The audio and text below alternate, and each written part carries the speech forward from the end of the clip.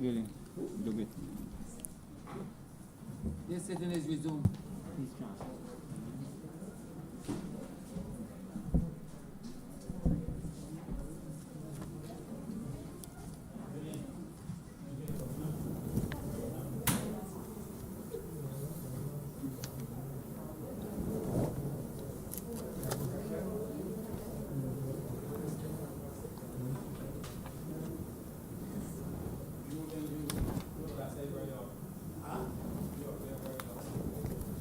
Order number 8, sir.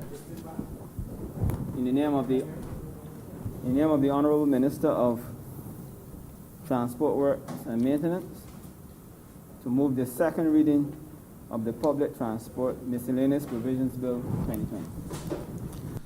Honourable Member for Christchurch West. Thank you very much, Mr. Speaker. Mr. Speaker, as we actually have two bills on the order paper that both relate to transportation, that is the Transport Authority Validation Bill 2020 and the Public Transport Miscellaneous Provisions Bill 2020, I hereby request that the two be considered together as a cognate debate. Orders 8 and 12. The question is that orders 8 and 12 be deemed to be a cognate debate as they are inextricably linked. All those members in favor, please say aye. Those against, please say no. We think the ayes have it. Thank you very much, Mr. Speaker and colleagues, for recognizing that both matters relate to transportation, and therefore we will try to do the two of them together. I promise that this will not be a very long debate.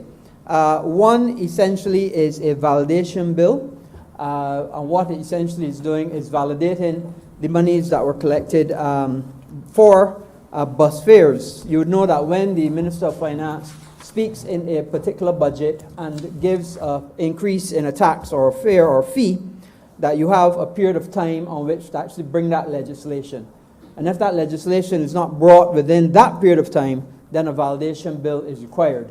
And that is what the Transport Authority Validation Bill 2020 seeks to do, to be able to bring into actual law the changes that occurred in bus fares from the time of the financial statement to the present time. And that is all basically the validation bill does, and I would ask that we would consider it as such. The more important matter is the Public Transport Miscellaneous Provisions Bill. And what that bill is seeking to do is to be able to give some teeth to the Transport Authority. When the Transport Authority was first put in place in 2008, latter part of 2007, I believe it was under the then member for St. George North, the current member for St. George North.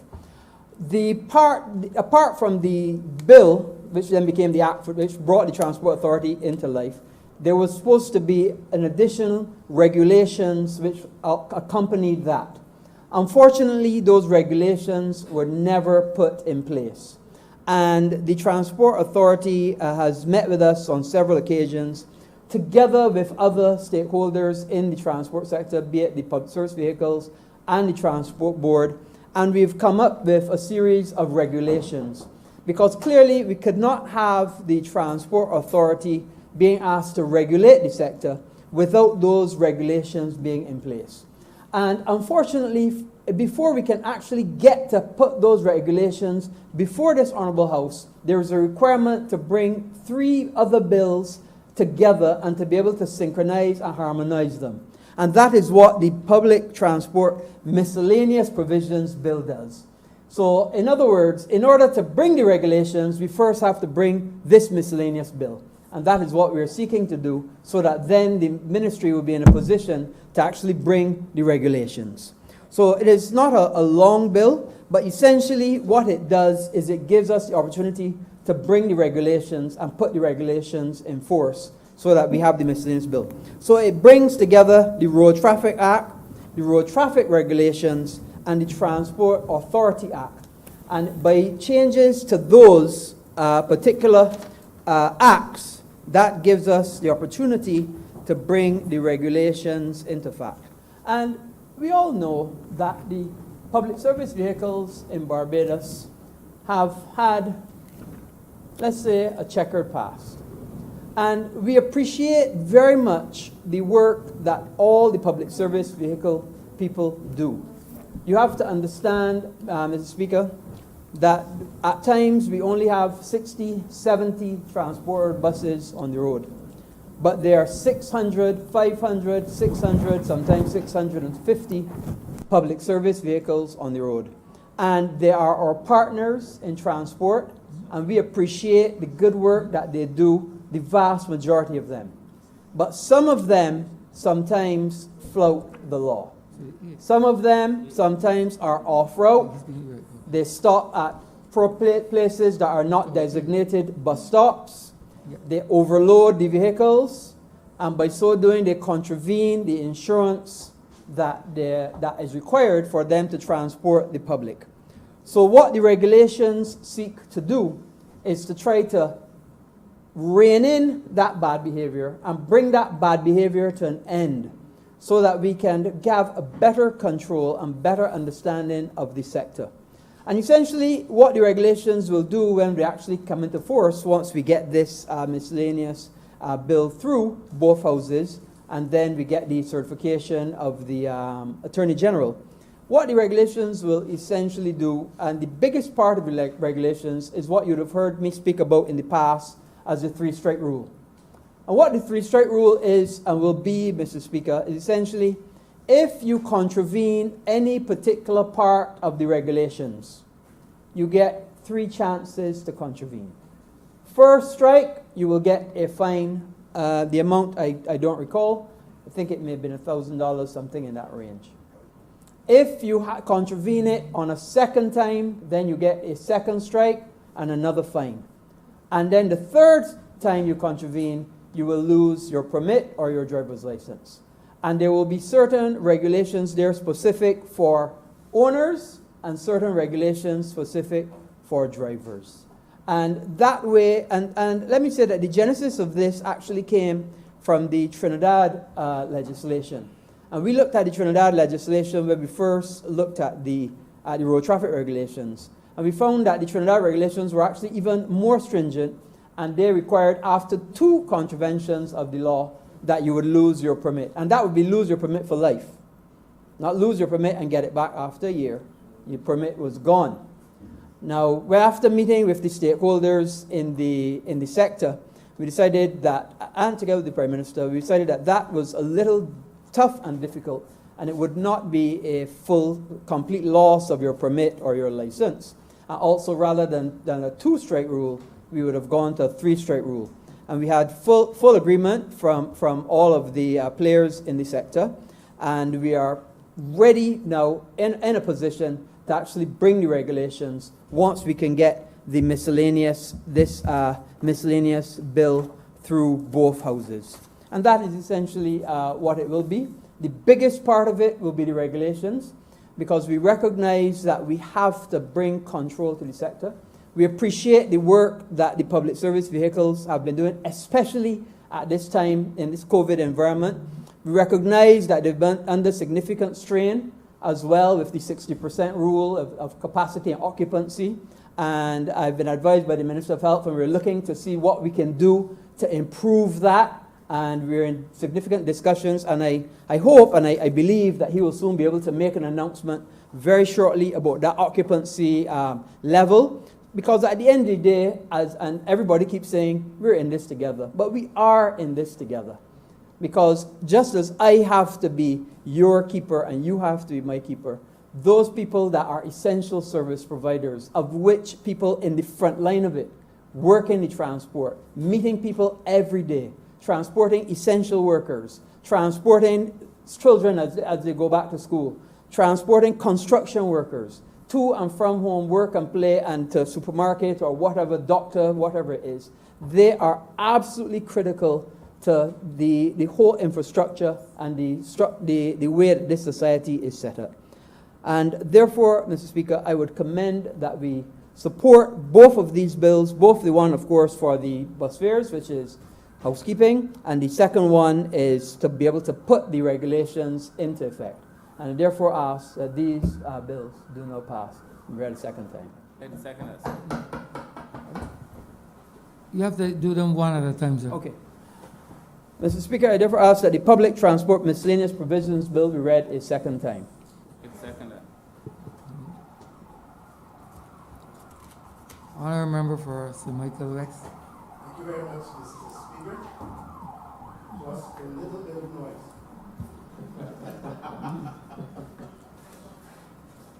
Hear that? No, your microphone. I is didn't on. speak, I didn't make enough noise. Because you did make enough noise, but your Just speaker was a little bit of noise, Mr. Speaker. Now, public,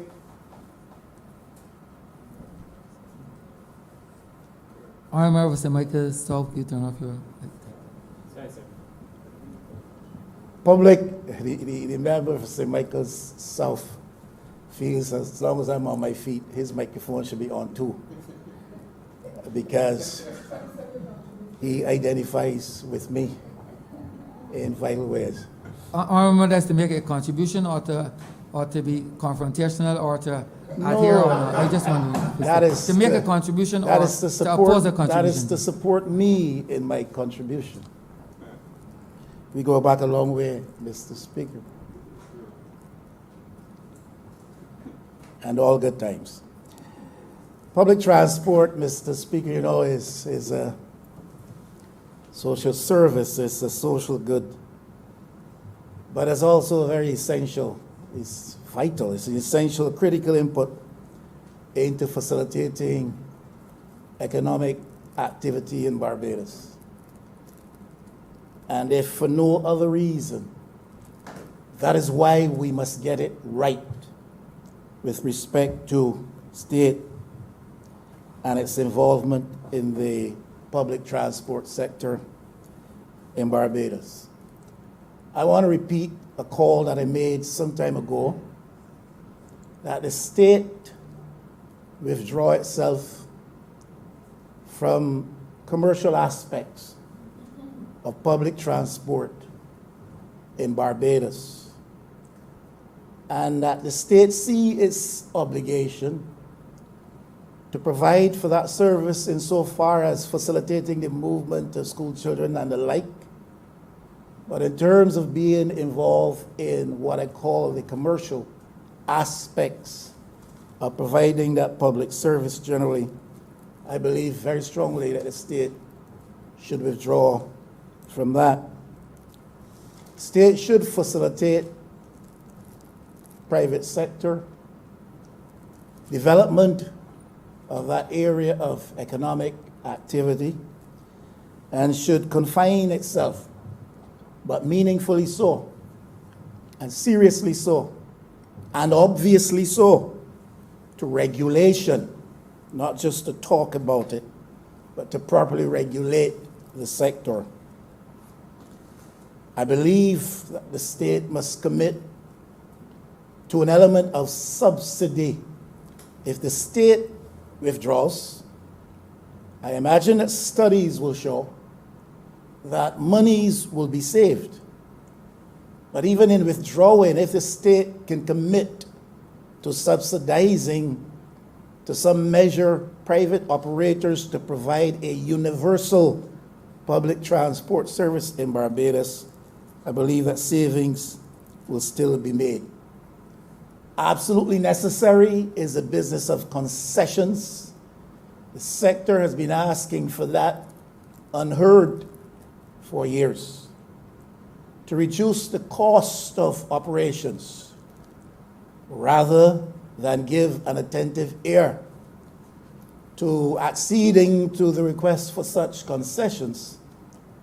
The state in the last couple of years has imposed some further financial burden on the sector.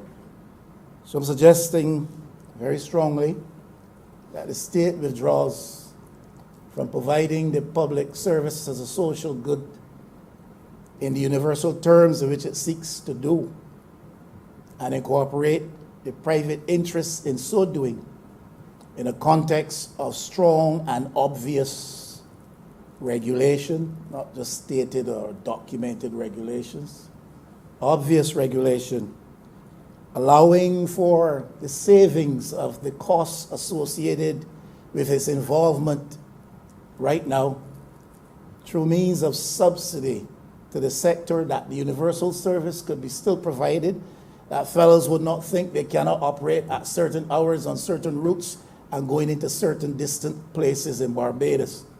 If that is subsidized, I believe private interest can feel a motivation to go. If you don't subsidize that, then they will not go. If they don't go, then the transport board, the state entity, has to provide the service. And to me, at a greater cost than if you offer a subsidy. And the third pillar of this first proposal point is that we need to give a bit more considered air to the matter of concessions to reduce the cost to operators in the private sector.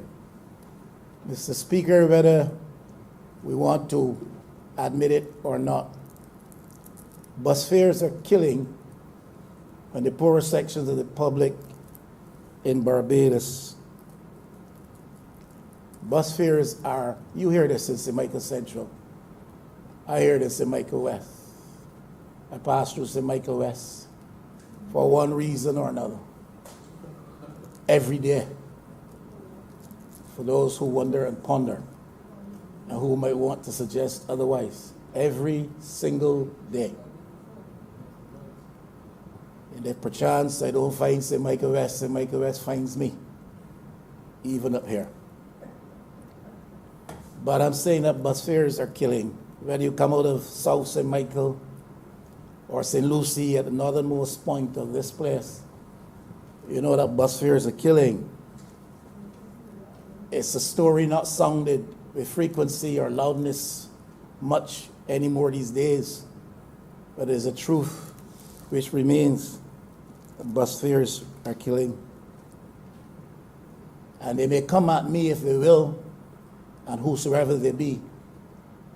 But perhaps in attempting to provide a greater base of financial support for state operations, if it becomes still necessary after you withdraw from providing universal state service in Barbados, if it still becomes necessary that government's coffers be supplemented, and we understand very clearly that the $350 in bus fare does not take the transport board where it ought to be in terms of its finances. But I'm suggesting that perhaps consideration may be given, a study certainly should be done to see if some form of levy would not help us to reach better the goals, the financial goals that we have, while alleviating some of the pain upon commuters, especially poor commuters in urban St. Michael Central or rural St. John. And I think in the same way that we can apply across the board a garbage and sewage tax, and that people are asked to pay this, especially poorer people who are not linked into the sewage system, perhaps those who are more well-to-do and who travel by costly vehicles could be asked simply to set aside a little bit in a transport levy to help out the cause of the poorer lot among us. After all, we're all in this together. We are all in this together. I want to repeat the call. I made this before, and I've heard in recent weeks of the Honourable Prime Minister making the same call, that we incorporate the presence of the public service operators at all levels in helping with transportation of the public in this time of COVID. We do not know how long it will last. Many of these people have been displaced because of the collapse of the tourism sector upon which their livelihoods depended. Whether they're at the airport or at the seaport, or around the various parts of Bridgetown or elsewhere, I believe, and I overhear the Honourable Minister suggesting it's already done. And if it's already done, I applaud that. But I called for it, and I've heard the Prime Minister in recent days or weeks talking about it. Support the call. However, with this qualification, Mr. Speaker, I do not think that when we make such a call, it should be the intention that we seek to offer some kind of favor to any select group. So that select interest that benefited from private contractual arrangements with Ross University, contractual arrangements which now lie dormant because of the absence of the university, should not be an indication that that is the preferred group. Our friends or allies or our supporters or even our constituents, if that applies, should not be the ones that we single out for benefit in such an exercise.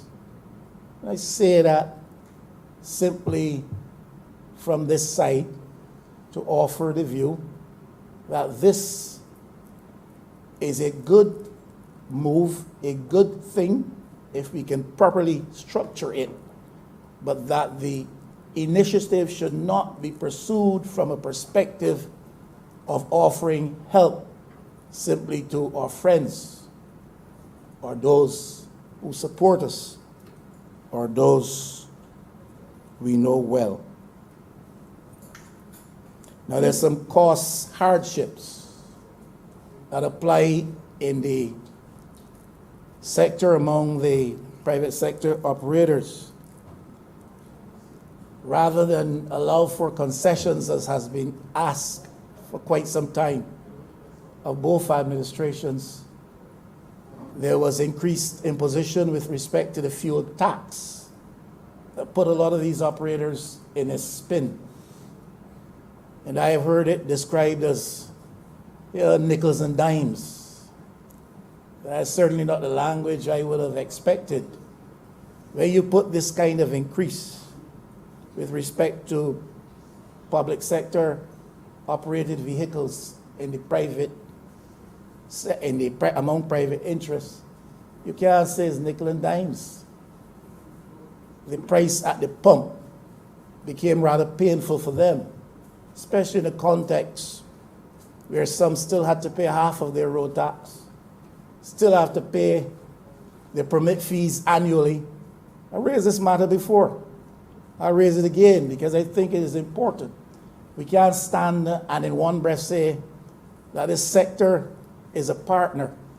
We can't stand in one breath and say that they provide an essential and vital role. In fact, they were classified as essential service when other entities were not. You can't stand and say that in one breath and then in the other breath do not facilitate them and allow some of these hardships to stand and to affect their operations. Now, I heard the Honourable Minister speak with respect to the regulatory entity we call the Transport Authority. And he made passing reference to the undesirable behavior and conduct exhibited by some who operate in the sector. And it seemed to me that his attention focused squarely and perhaps solely on the drivers of these vehicles. And it seems to me that his emphasis in terms of the robustness that the regulations will bring, that relates again to the drivers and conductors if they have those. But Mr. Speaker, there's some things to be considered. There's some entities, agencies, embodiments. We call them owners. And we have to address the obligations, responsibilities of owners as well. Now, if I own a vehicle and I respect... Point of elucidation, Mr. Speaker. Yes, I remember. A point of elucidation. Elucidating his I thought speech. I made it clear I can elucidate on my own speech. I know you can. And I thought I'd made it clear to the Honourable Member. If I didn't, I will go through it again. The regulations so structured when they come. There are some regulations that will relate just to owners. And there's some regulations that will relate to driver conductor. So we have recognized that in the past, the drivers took most of the brunt, but sometimes the owners did not. So I'm hearing the Honourable Member, and just to elucidate, yes, in the regulations that come, there will be a section, 3-strike rule as well, for owners, permit holders. And I'm glad to hear that, Mr. Speaker, and I apologize. Maybe the Honourable Member didn't make enough noise when he said it previously. But I'm hearing him clearly now. And noise has reached my ears. And I'm glad to hear that we will pay some attention to the owners as well, because they have a responsibility with a license for a vehicle on the road and the privilege to have one, and some 4 and 5. And I don't know where the number starts and how they got so many.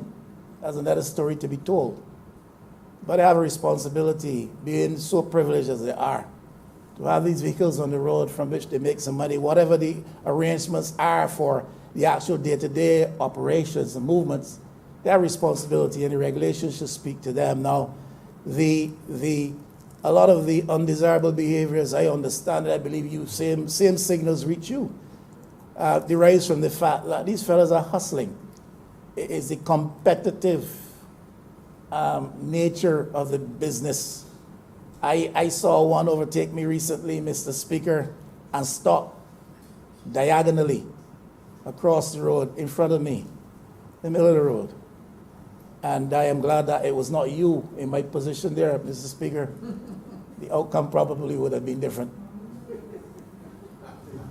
Meaning that I would represent one of them, sir? I What don't would you know. mean I would represent All one I of them, mean sir? to say is that I held my peace and asked for grace for the moment.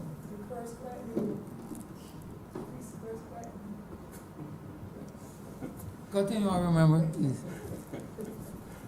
No, I try my best to ignore certain things. You know. There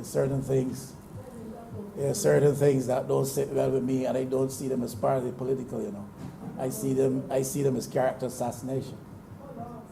I do. But I will ask for grace again in this moment, Mr. Speaker, and push on.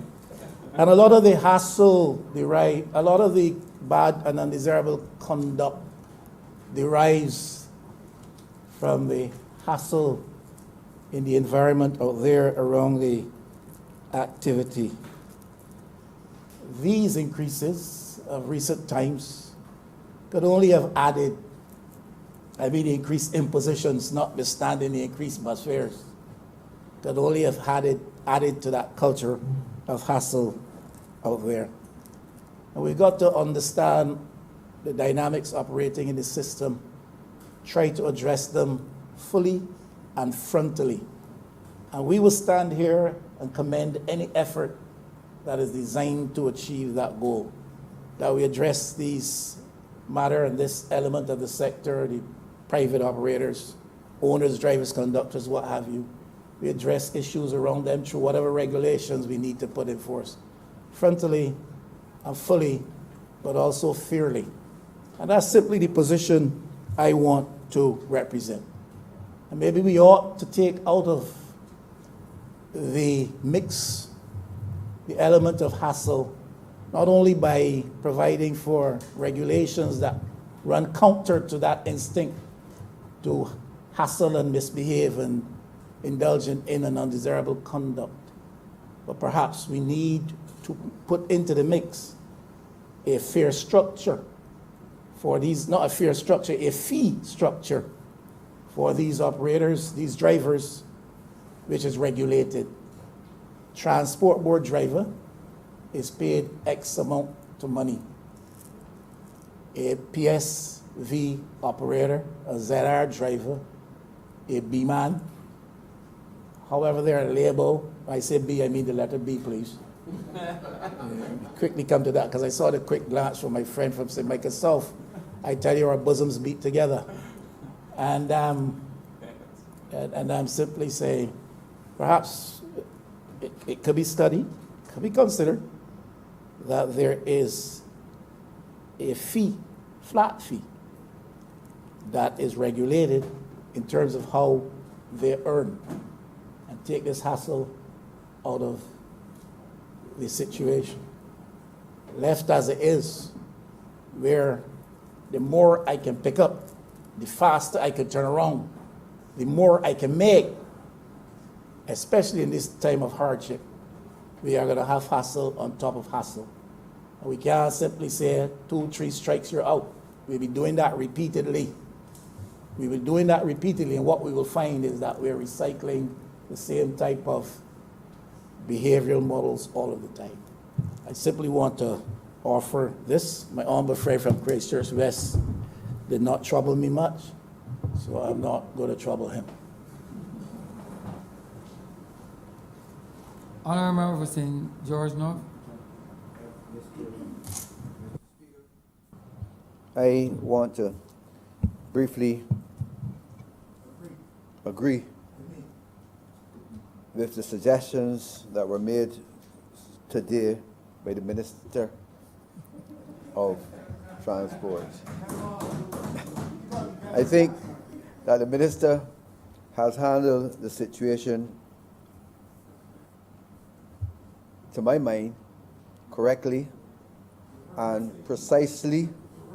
And it seemed to me that when you look at what has happened over the past 13 years since this act was passed in 2007, bringing in the Transport Authority, it's the very first time that we see anything being done to fast track the regulations which would inform and help to move this sector forward.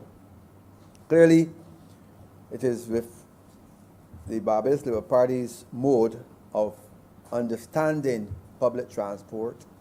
From 1955 to 2007, we recognized that public transport was essential and that there must be some level of subsidy by government.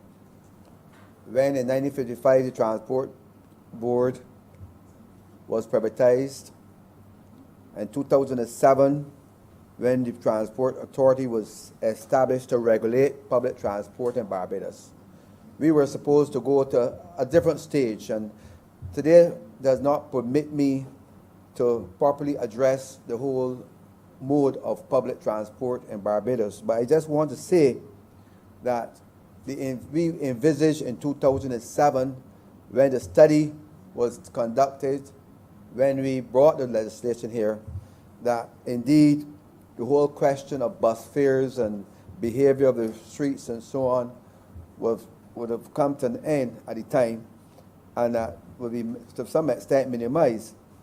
But we were hoping to look at how we could embrace, because we were looking at an economic model, and the then Minister of Consumer Affairs, Honourable Member for St. Michael North, when he brought the Fair Trading Commission into being, that the commission itself would be the entity to help to regulate public fares, so that even though there must be some level of subsidy by government to protect the most vulnerable, that in order to have the correct or decent fare, because I heard the member for St. Michael West lamenting the fact that bus fares are high, when he compared what it is to other parts of the world, when he compared to what happens in other jurisdictions, one will see that the level of bus fares here is not high at all.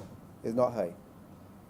Because efficiency, and if a person plans their work, if a person plans their trips, you can buy a number of tickets per week or per month or so on, and this would help you. But more to the point is that public transport must be properly regulated. The whole notion of fair trading, I hope that eventually we will get there where these entities can apply both the Barbados Water Authority put themselves in order, the transport sector, all of these public sector entities by 2008 were supposed to go to the Fair Trading Commission to get proper regulations and to get proper fares set. It should not be arbitrarily set by us as politicians, by the board itself, but these are things that we want to put in place. And that's why I must say that the government is on the right track here, getting regulations in place and allowing the Transport Authority to do the work that it has to do. There must be regulation and not looking at a case where they must be looking at how we can penalize workers, penalize drivers, owners, because we need to also look at the positive side. They have made a contribution, yes. They will continue to make a contribution, but they have to be regulated properly. There have to be fairness in the sector. We have to ensure that persons are able to receive transportation on demand. By 2008, we were on the right track. The last 10 years have seen a decline in everything has to do with public transport, road maintenance, and everything in this country. And that's why we have to now pick up as a government to move this sector forward. And I would want to say that even though we cry that that instructor bad behave, they provide beautiful service. In my mind, efficient to some extent that persons are able to get to their destination back to and forth. And that is not a negative, but of course we have to be able to sit with these guys and say these are the norms, way of behavior, and so on. So we have to look at the positives, how we can encourage the private sector. But so that we still have a long way to go.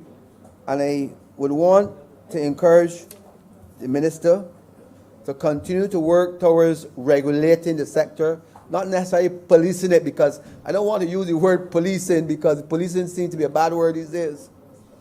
I want to be able to see how we can work together to improve this sector. Only this morning someone said to me that they could not get to their destination and they had to go back home, work for one day has been lost. And we want this, we want to stop this. Persons must be able to get to their destination when they want to, whether it is internally or externally, so that the sector is playing a vital role. And I want us to understand that transportation is vital for the economic survival of a country. We must see it as that. And therefore, all planners must think that when we are planning the economy, do not only think in terms of how money moves, how money comes, how people work, how they save their money. Also think in terms of how we can get from one destination from St. Philip to St. Michael to Bridgetown at the time we want to get there. Because staying on the road, at the time we were thinking, and by 2007, that an hour on the road, Mr. Speaker, is too long. That's one of the reasons why I said that the Barbados Labour Party understand public transportation. In 1985, when Tom Adams looked at the ABC Highway, this is what he was looking at. How do we move from one destination to another in quick time? When we look at, in 2007, 8, at the flyovers, we were looking at how do we move persons from one destination to another in quick time. Now, we have seen what the last pandemic has done to our country. We don't have much transportation on the road today, but in normal times, we are still spending too much time on our roads, and we have to look carefully at public transportation. I can only encourage the ministry, I don't want to speak long on this matter, encourage the planners to revisit all of the documents that are still in the ministry, revisit what is happening in other destinations across the world, and see what planners do to move the sector forward. I could only encourage the government to look and to encourage, because I would hate to know that because of cost, we have to abandon the transport board, or we have to abandon private sector. We as a government must understand that we have a duty to subsidize in some way public transportation. And I think we need to sit down over the next couple of months or years or whatever to put our heads together to plan this sector just the way we are planning other sectors within the economy. Mr. Speaker, I'm obliged to you. Honourable Member for St. Thomas. Thank you very much, Mr. Speaker. I wish to laud the Honourable Minister of Transport for bringing these two bills for us to be able to give teeth to the Transport Authority. I know that for many years, as a young girl, we relied on the private transport to be able to go to and fro. Our population of children going to schools, especially the crisscrossing that we now see, was not there. Fewer children had secondary education, and therefore there was no need at that time for so many buses and so many other forms of public transportation on the roads. And those few private sector-owned transportation, well, buses belonging to the private sector and the private concessionaires, those buses were extremely reliable. Bus drivers and workers were persons who were responsible, mature, and made sure that we got to and fro from our various destinations. But I know that government took over. Bus fare was so expensive at that time, and I'm referring to many years ago when I was a young girl. I was one of the people really very happy that government had taken over the system, because it had good regulations, and of course everything else worked out well because there was a high measure of discipline in every aspect of it. I know that the past Barbados Labour Party administration came up with a vision of identifying, the novel idea was to come up with an aspect of business that will empower other Barbadians so that families could come together to buy a minibus, a ZR. First it was the B bus, then the ZR, and so on. And I thought it was great.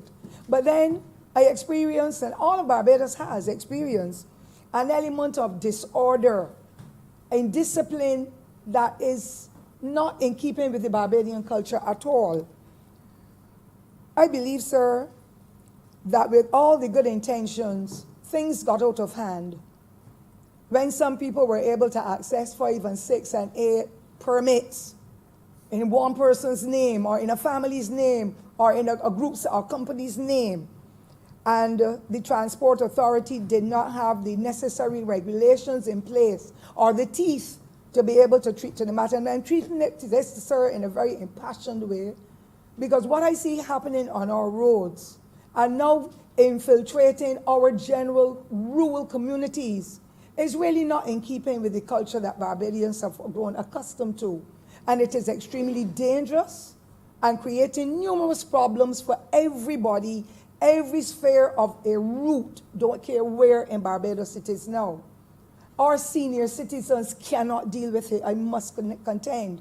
And when our young people see it, they too are getting involved in the level of indiscipline that is contrary to Barbados and the life and the lifestyles that we have lived. And so I am happy to see that some element of strengthening and some teeth and authority is being given to the Transport Authority to be able to tackle this matter. If it is not treated to, sir, as urgently as possible, it is going to become worse. So regulation for me at this stage and for the Labour Party is critical in order for us to bring the sector and an element of discipline into our system so that people can feel safe on the roads, whether they are using the private transport system or not. I have used it in between. I still try, because there are times when you have to take your vehicle somewhere and you need to get to where you're going. But I'm extremely selective because I have got elements of fear in me every day as to what I see on our roads. I want to say, sir, that the system is in a mess, meaning the PSV system. And I heard some of the discussion on a program on Sunday night that even gave me more opportunities to speak with a little more element of authority in this respect. The law needs to be practiced.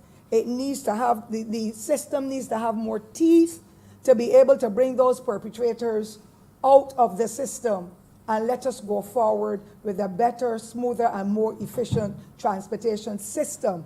There are other countries in the Caribbean who have gone this route, and the systems are running exceptionally well. The bad behavior, the loud music, the threats, the fights, the videos that we see, the cursing, it is contaminating our schools' children. And unfortunately, there are some parishes, some communities where there is no transport board bus route as such. And because of our limited bus system now, some communities have no transport system at all when it comes to the transport board that a lot of more mature people would rather travel on. But I see our school children every day, and I'm going to focus, Mr. Speaker, sir, in my small intervention as to what I see on the Jackson route that really needs to be attended to as a matter of urgency. Our school children are put in, sometimes you can see 25 and 30 children packed in those buses.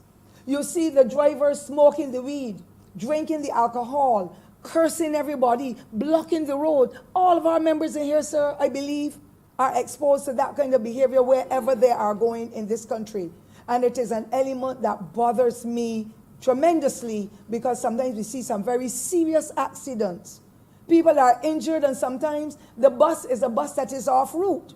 And the Honourable Minister, I have given up now treating to the Transport Authority because I would have been seen as a pest, but I don't mind because I'm going to stand up for what is correct and proper. I come in here to make my little jokes and so, but I can get very, very serious on matters where the indiscipline is so rife that people have to jump out of the road, skip out of the road in order to save their lives. There's snake on the road, and that Warren's Junction is going to cause quite a few people to be seriously injured or lose their lives because outside of the Warren's Polyclinic, the now Eunice Gibson Polyclinic, the buses stop there for inordinate periods of time. So anything entering into the community that is to the east of the same bus stop between the Polyclinic and the same bus stop to take you into Bridgetown, they cannot get out from their homes. There are clinics in there beyond the Polyclinic where people have to go to get their various blood tests and so done.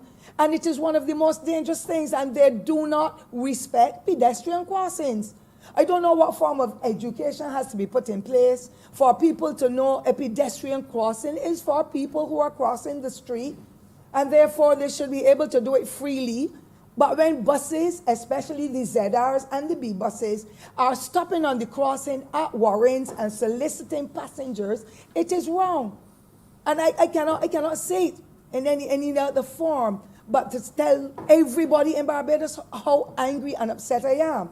I have a problem, Mr. Speaker, sir, with the speeding and the accidents. And yes, attorneys at law will get jobs. There's nothing wrong with that. That is their training. That is their responsibilities. But why must the Queen Elizabeth Hospital and other institutions be saddled with people with critical injury, and then the services that the taxpayers are paying for? Sometimes we go in the way to the casualty for hours because of an accident of that nature. It is wrong, and we need to have it corrected. So I am in all support of this particular validation for the Transport Authority. I believe that we need to put more of those officers who had the responsibility, I don't remember what you call them, but they wear a cream top and a brown pants or shirt. Whenever they are at the Warren's Junction, inspectors, when they're at the Warren's Junction, you see elements of order. Why, as black people, or a cultured people we are supposed to be, must we have a police officer or some authority in that way for us to do what is right when we are impacting on the lives of everybody? There are people who lose their employment when they have to sit in those buses wherever they are in Barbados to wait, or when they see a transport board come in, then to scratch off and move off and stop in front of it. All of us know. And I believe it is something that needs to be brought to the fore. I spoke about the ZR and the PSVs. Let me just identify them. Once in Parliament, and by the time I got going through Jackson, I was cursed beyond my burial ground. I am not afraid, because anybody who knows me and anybody who should stand up for what is correct and proper and what is for righteousness will speak out against it, because it's only a matter of time. We see it every day. A little girl lost her hand in the above bus stand, we call it, the Fairchild Street bus stand, or the river bus stand, we call it. Got her hand cut off because of foolishness again. Mr. Speaker, sir, I am really very, very upset. And I just want to say that the court system, and I'm thankful for the Honourable Attorney General and the efforts this government is doing for putting other judges and magistrates and systems in place for the fast tracking of those hundreds of cases. No ZR man or minibus driver should be going to court with 100 cases, 100 reports. What is happening in this place? And then we want to know how the youth get so. The youth get so because those persons who are adults that should be treating to matters of this nature are just overlooking it, or they're telling to the owners, meaning the bus owners, and the bus owners are people in authority or were in authority that are high society people who are not treating to the matter. And finally, I agree that the workers in the system should be given a flat salary instead of having to hustle to be able to raise extra money to give them good money to carry home. Nearly every last one of them, Mr. Speaker, man or woman, have got children of their own. And therefore, they need to be able to get enough of a salary or wage to take home to feed their family, instead of having to be all over the place, hustling to make an extra dollar bill. Whatever the owner says bring home, if the owner says bring home $500, by the end of the day, they have to rush to bring home the $500. I believe that is what causes them to be moving all the time in the reckless way they're doing it. And it seems as though the authority have no teeth. I have refrained from sending information to the authority. I've taken videos. I've taken conversations. I've written official letters. I've sent the numbers of the vehicles because it is wrong. And I'm seeing more and more on a daily basis minibuses and ZRs that should not be on the route where I live. For the 4 or 5 that have been given permission, sometimes you see as many as 10 of them that are plying the route, driving recklessly, picking up passengers, setting them down, not conforming to the COVID protocols, doing as they like, and people seem to think it is fun. The other thing is, they are not going the extent of giving permits to travel. And so many of them will take the folk of Lion Castle because they have to come to St. Thomas. The people voted for me resoundingly to represent their interests. And I am sad to know that the people in Lion Castle who have to walk for nearly 2 miles after they exit the bus by the post office in St. Thomas have to go through the rain, the hot sun, if they are ill, if they are pregnant, if they are disabled, to walk from a main road when the route says any bus going to Sturgis must go to Lion Castle, come through Highland, come through Welchman Hall Main Road, go through First Avenue, come through Second Avenue, go through Bryans and Loop, come through to Welchman Hall Main Road, on to Harrison's Cave, go to Sturgis, through the Vault Road, come back to town. It is not happening, sir.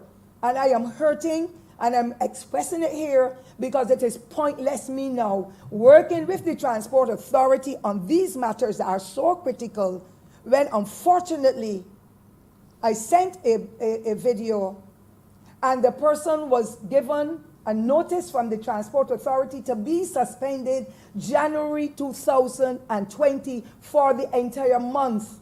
That bus worked every day of January 2020, it was never pulled from the road. I believe because this validation bill was not in place.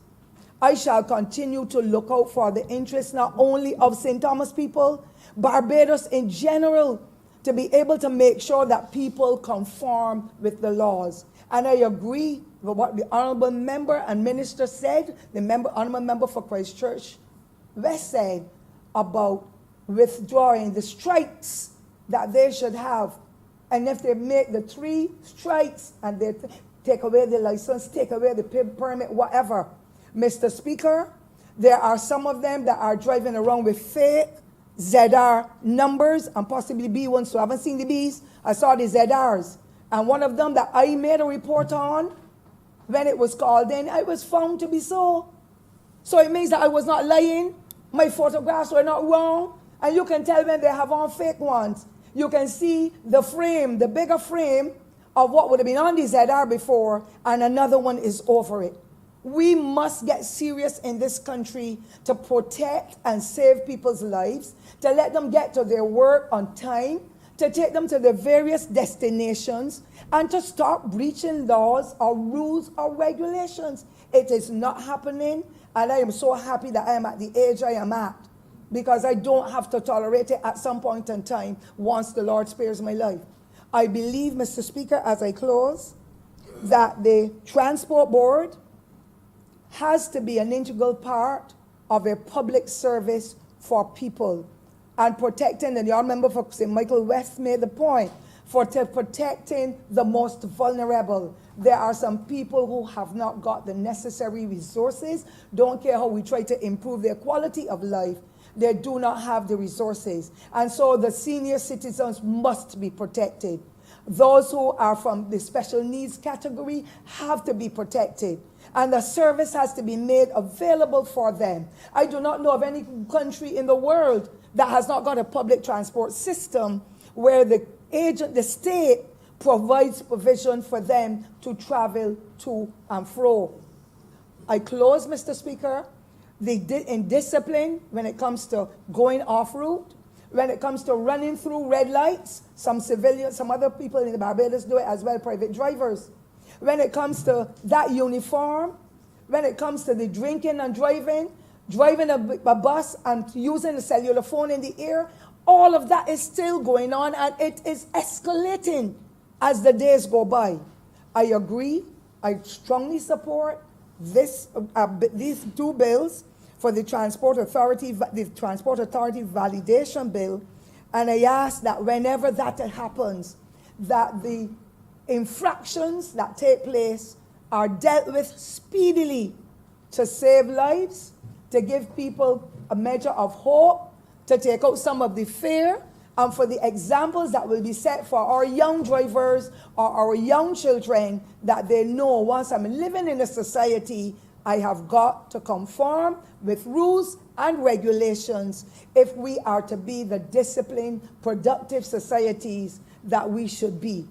And therefore, Mr. Speaker, it is with those comments that I would wish to highly commend the bill and to let us go forward and move our transportation system out of the gutter, because we are not accustomed to it, and it is creating too many challenges and causing families to suffer with death, to suffer with serious injury, for the insurance companies to be paying out large amounts of unnecessary funds, and for the creation of chaos in some aspects and communities in our country that we can do well without. I wish to thank you, sir, for giving me the time I create.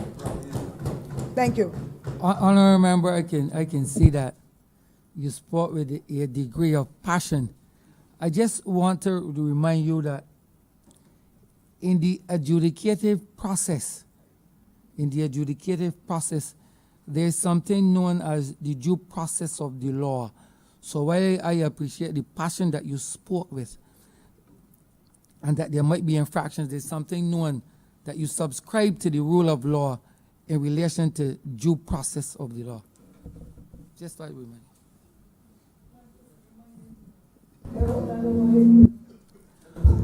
Honourable for Christchurch West.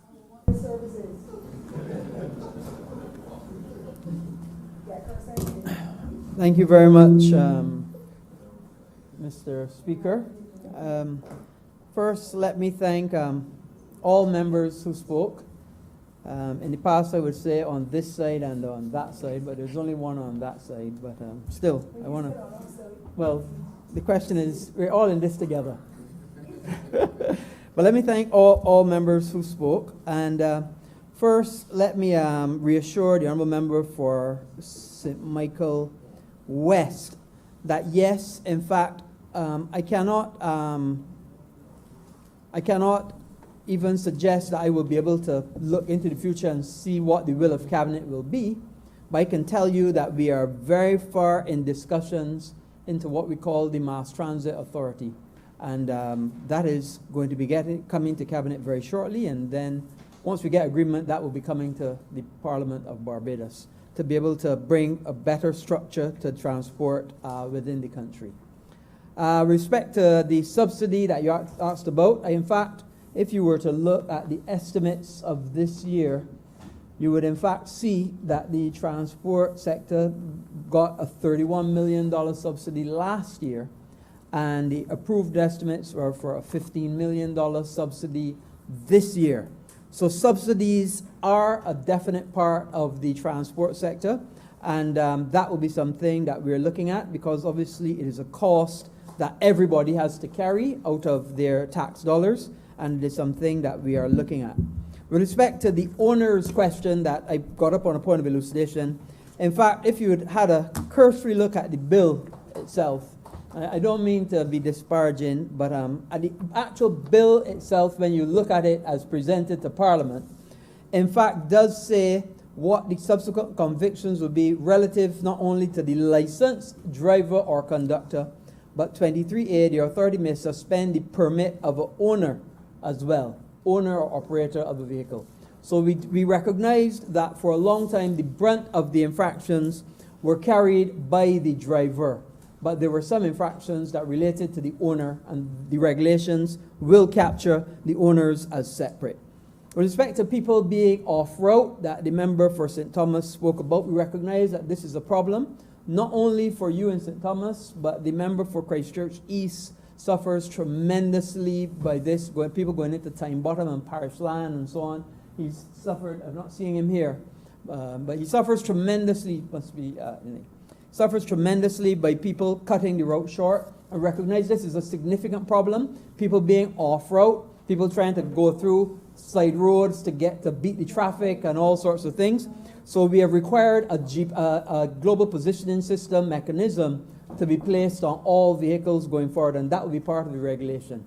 And you must be required to carry a GPS system as part of your regulations. The honourable member also spoke about whether we had only chosen certain people to join the TAP program during the COVID period. And I first want to enlighten our member that we had asked anybody, and I met with all of the BT people in the past. I met with all of the ZM people. I met with the church people, actually, who had tour buses in the past, to ask them if they wanted to come in and provide transport to the sector. That was before COVID. And since COVID, all of those applications and all of those opportunities for people to come in to the program were still open. And we had 7 BT people, those are tour bus people, who have actually come in and are providing service to the program, and 25 ZM people. So they have in fact started to provide the service. They were trained by the Transport Board. I met someone recently who told me that he saw quite a few of them in the St. Joseph area.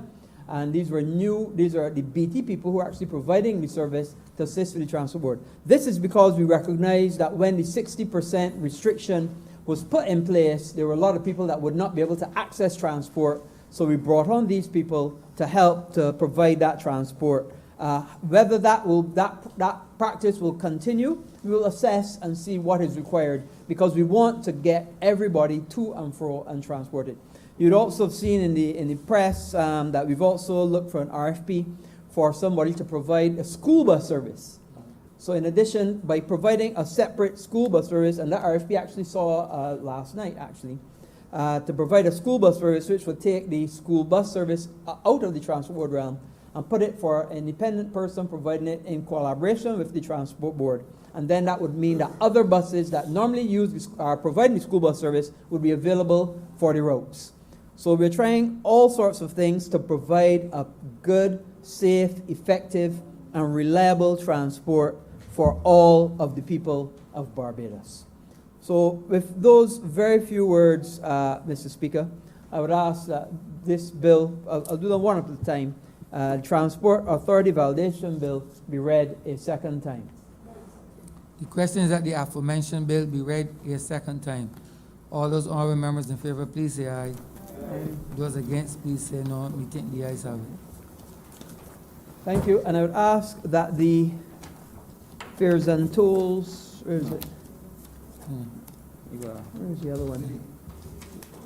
All member has to go to committee. What? Oh, yeah, so go to committee and then come back. Fine. I would ask then, Mr. Speaker, that you do leave the chair for further consideration of this bill in committee.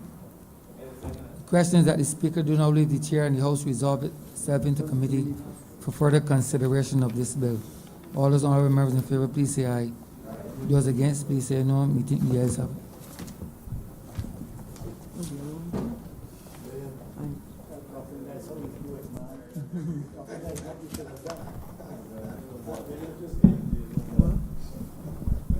This house is now in committee. Clause 1. Madam Chair, I beg to move that clause 1 stand part. Question is that clause 1 stand part. All honorable members in favor, please say aye. All those, somebody said? Yeah, all those against say nay. Methinks the ayes have it. Clause 2. Madam Chair, I beg to move that clause 2 stand part. Question is that clause 2 stand part. All honorable members in favor, please say aye. All honorable members against, please say nay. Methinks the ayes have it. Schedule. Madam Chair, I beg that the schedule be the schedule to the bill. Question is that the schedule be the schedule to the bill. All honorable members in favor, please say aye. All honorable members against, please say nay. Methinks the ayes have it. Report. Madam Chair, I beg that you do not report to His Honour the Speaker the passage of one bill in committee. Question is, they do not report to His Honour the Speaker the passing of one bill in committee. All honourable members in favor, please say aye. All those against, please say nay. Methinks the ayes have it.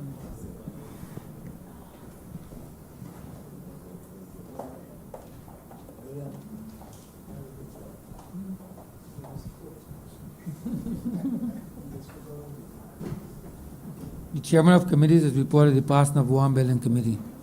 Mr. Speaker, I do beg that this bill be now read a third time. Question is that the aforementioned bill be read a third time. All those honorable members in favor, please say aye. Aye.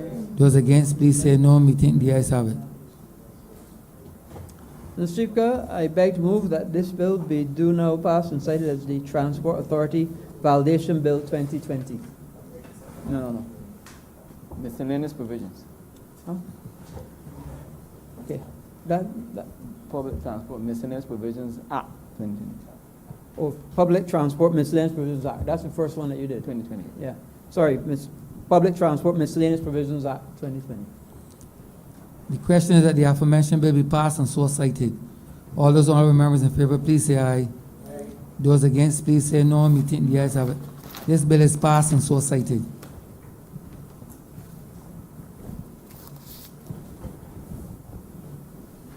Want me to do the other one? Order number 12, sir. In the name of the Honourable Minister of Transport Works and Maintenance, to move the second reading of the Transport Authority Validation Bill 2020. This is the next one. Honorable for Christchurch West.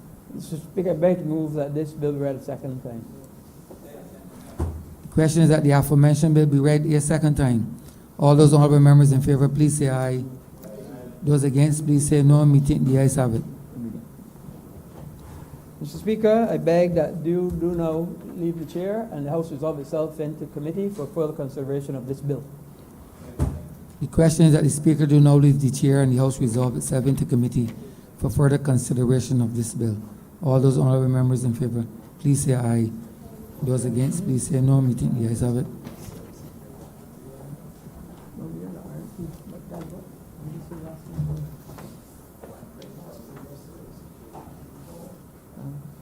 This house is now in committee. Clause 1.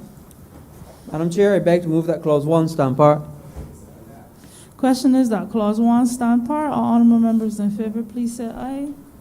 All those against, please say nay. Methinks the ayes have it. Clause 2. Madam Chair, I beg to move that clause 2 stand part. Question is that clause 2 stand par. All honorable members in favor, please say aye. All those against, please say nay. Methinks the ayes have it. Report. Madam Chair, I beg to move that you do not report to this honourable Speaker one passage of one bill in passing of one bill in committee. Question is that I do not report to his honor the speaker the passing of one bill in committee. All honorable members in favor, please say aye. Aye, Bill. All those against, please say nay. Methinks the ayes have it. Wrong, say no.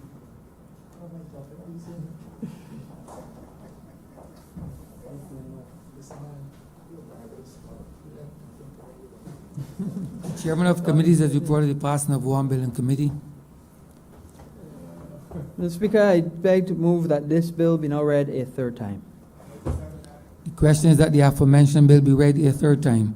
All those honorable members in favor, please say aye. Those against, please say no. Methinks the ayes have it. Mr. Speaker, I beg to move that this bill be now passed and cited as the Transport Authority Validation Bill 2020. Act, 2020. The question is that the aforementioned act be now passed and so cited. All those honorable members in favor, please say aye. Those against, please say no. Methinks the ayes have it. This act is passed and so cited. Order number 14, sir. In the name of the Honourable Minister in the Ministry of Finance and Economic Affairs, to move the passing of a resolution to approve under Section 3 of the Special Loans Act, Chapter 105, the borrowing by the government of the sum of Barbados $2,493,271 from Scotiabank, Barbados Limited, to repair an existing overdraft facility held by the Caribbean Broadcasting Corporation. Honourable member for Christchurch East Central. Thank you very much, Mr. Speaker. As you are aware, sir, upon coming to office, the government announced a comprehensive domestic as well as external debt restructuring, of which the central government took responsibility for a number of debts and monies owed or owing by a number of state-owned enterprises.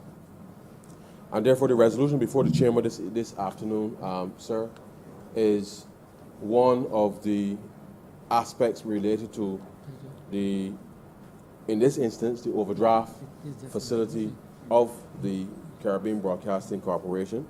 Permit me, sir, just to read the resolution for the record of the chamber before I get into the particular substance of the matter.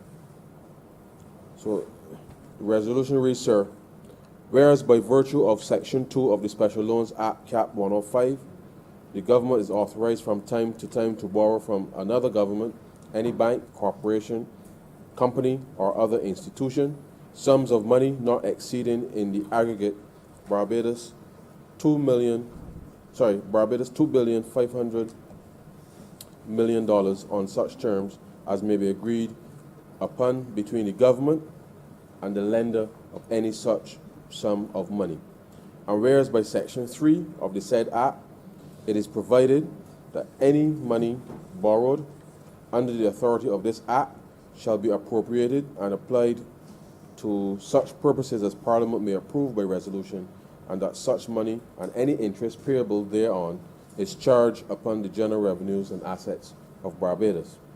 And whereas the government considers it necessary to borrow the sum of Barbados $2,493,271 from Scotiabank, Barbados Limited, to repay an existing overdraft facility held by the Caribbean Broadcasting Corporation.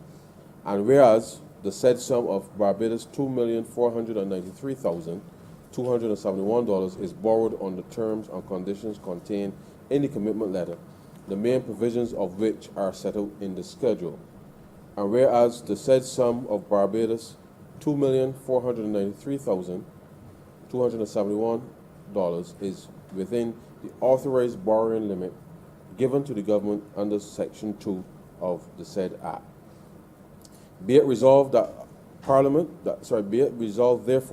that Parliament approve the borrowing of the said sum of Barbados $2,493,271 from Scotiabank Barbados Limited to repair an existing overdraft facility held by the Caribbean Broadcasting Corporation on the terms and conditions contained in the commitment letter and the main provisions of which are set out in the schedule. Mr. Speaker, sir, as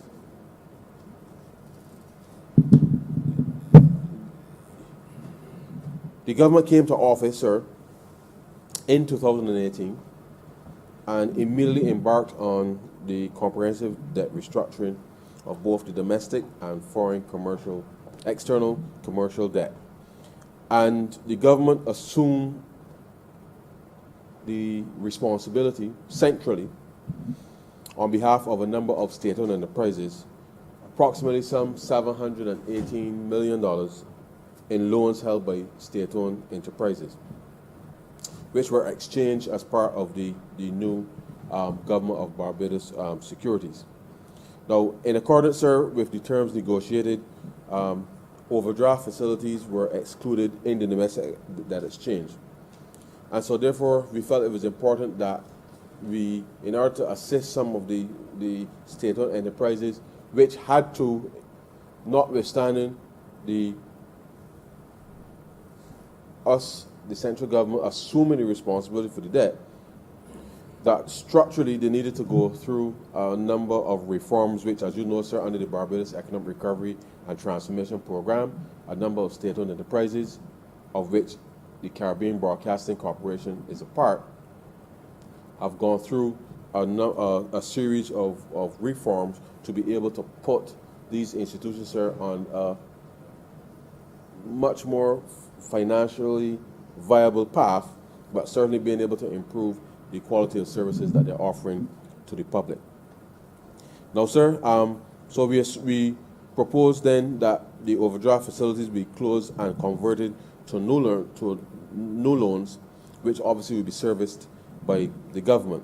So in this context, sir, we sought to address the overdraft facility held by the CBC, Caribbean Broadcasting Corporation, sir, with Scotiabank. The truth is, sir, that this facility is meant to be paid over the course of 18 months, and the term sheet, sir, which is in the schedule, the amount, as previously said, sir, before, is $2,493,271, and it will be paid over the course of 18 months, which is the term of the loan. The loan, sir, shall be paid in 18 monthly blended principal and interest payments of Barbados $144,062.08 each month, sir. And the balance of the loan, together with all accrued interest and amounts outstanding, shall be paid on or before the date, which is 18 months from the date of the initial advance.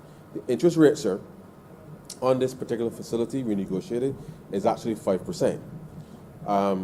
And interest is payable monthly and calculated on the basis of the calendar year, sir, for the actual number of days elapsed divided by 365.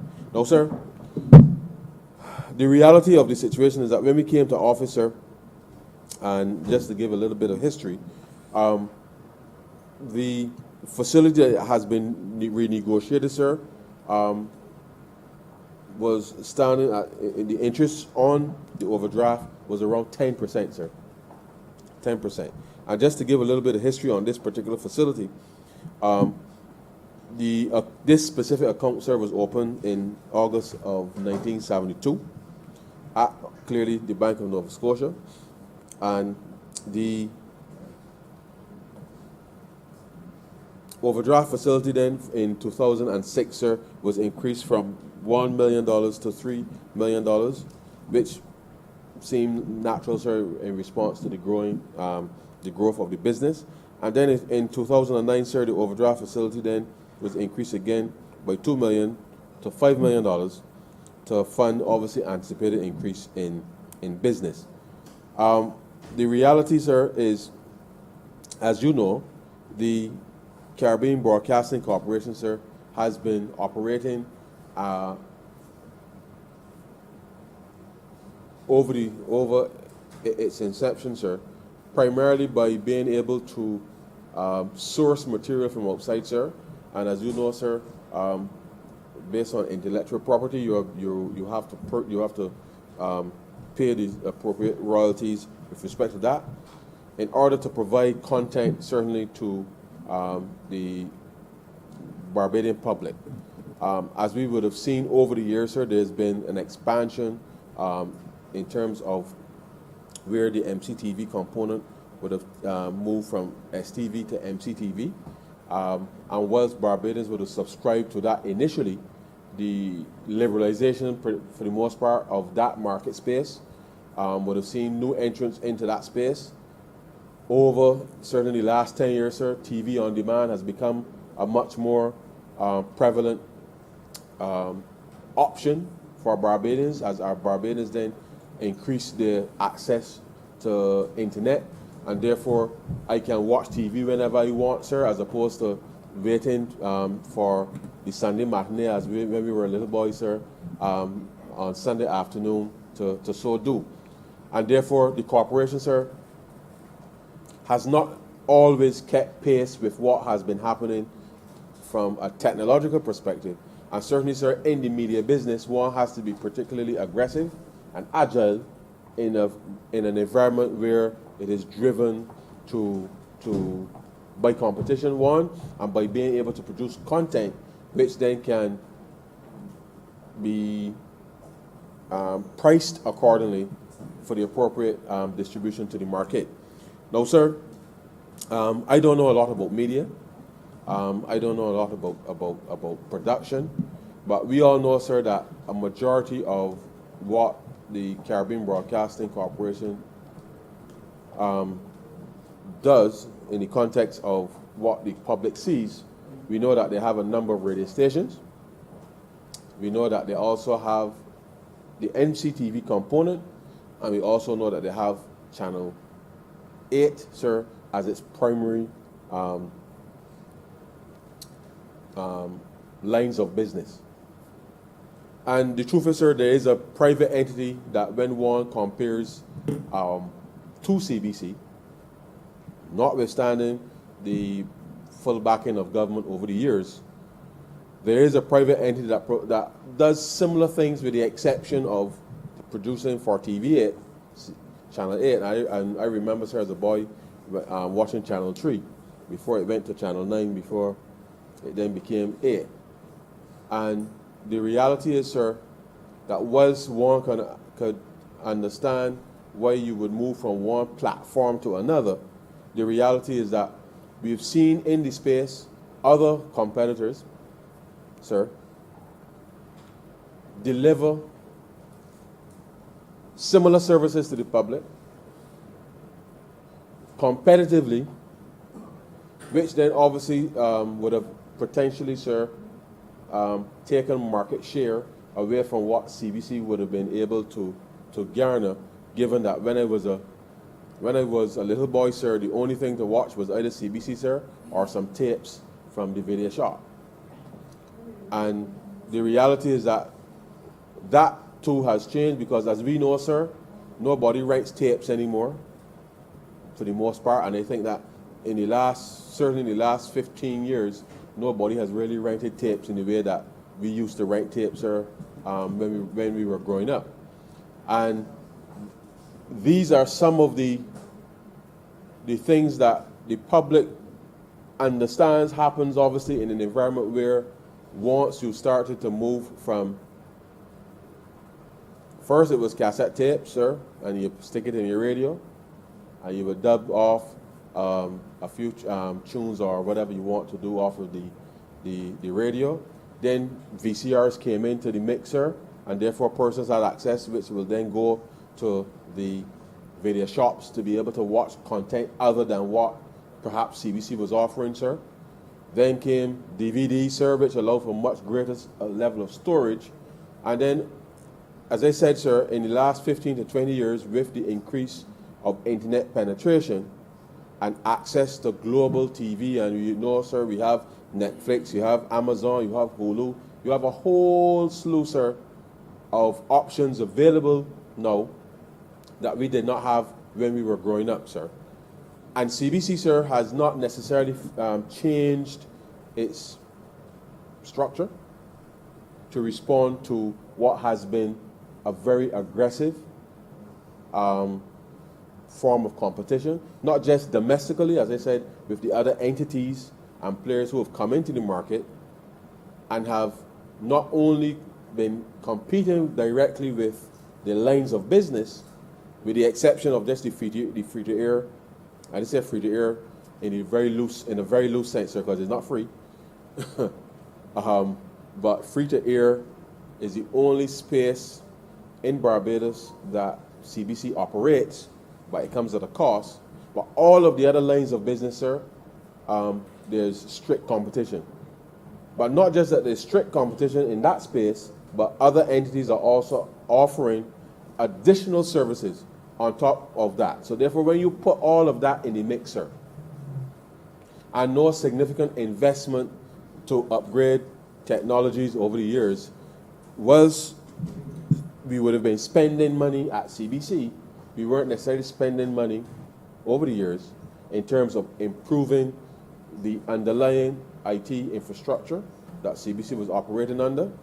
And therefore, what we have found is that CBC, whilst still providing a credible service to the public, it is doing so, sir, at a cost that really and truly should be done at a fraction at what is being done if investments were made with respect to being able to upgrade the underlying technology. And the truth is, sir, that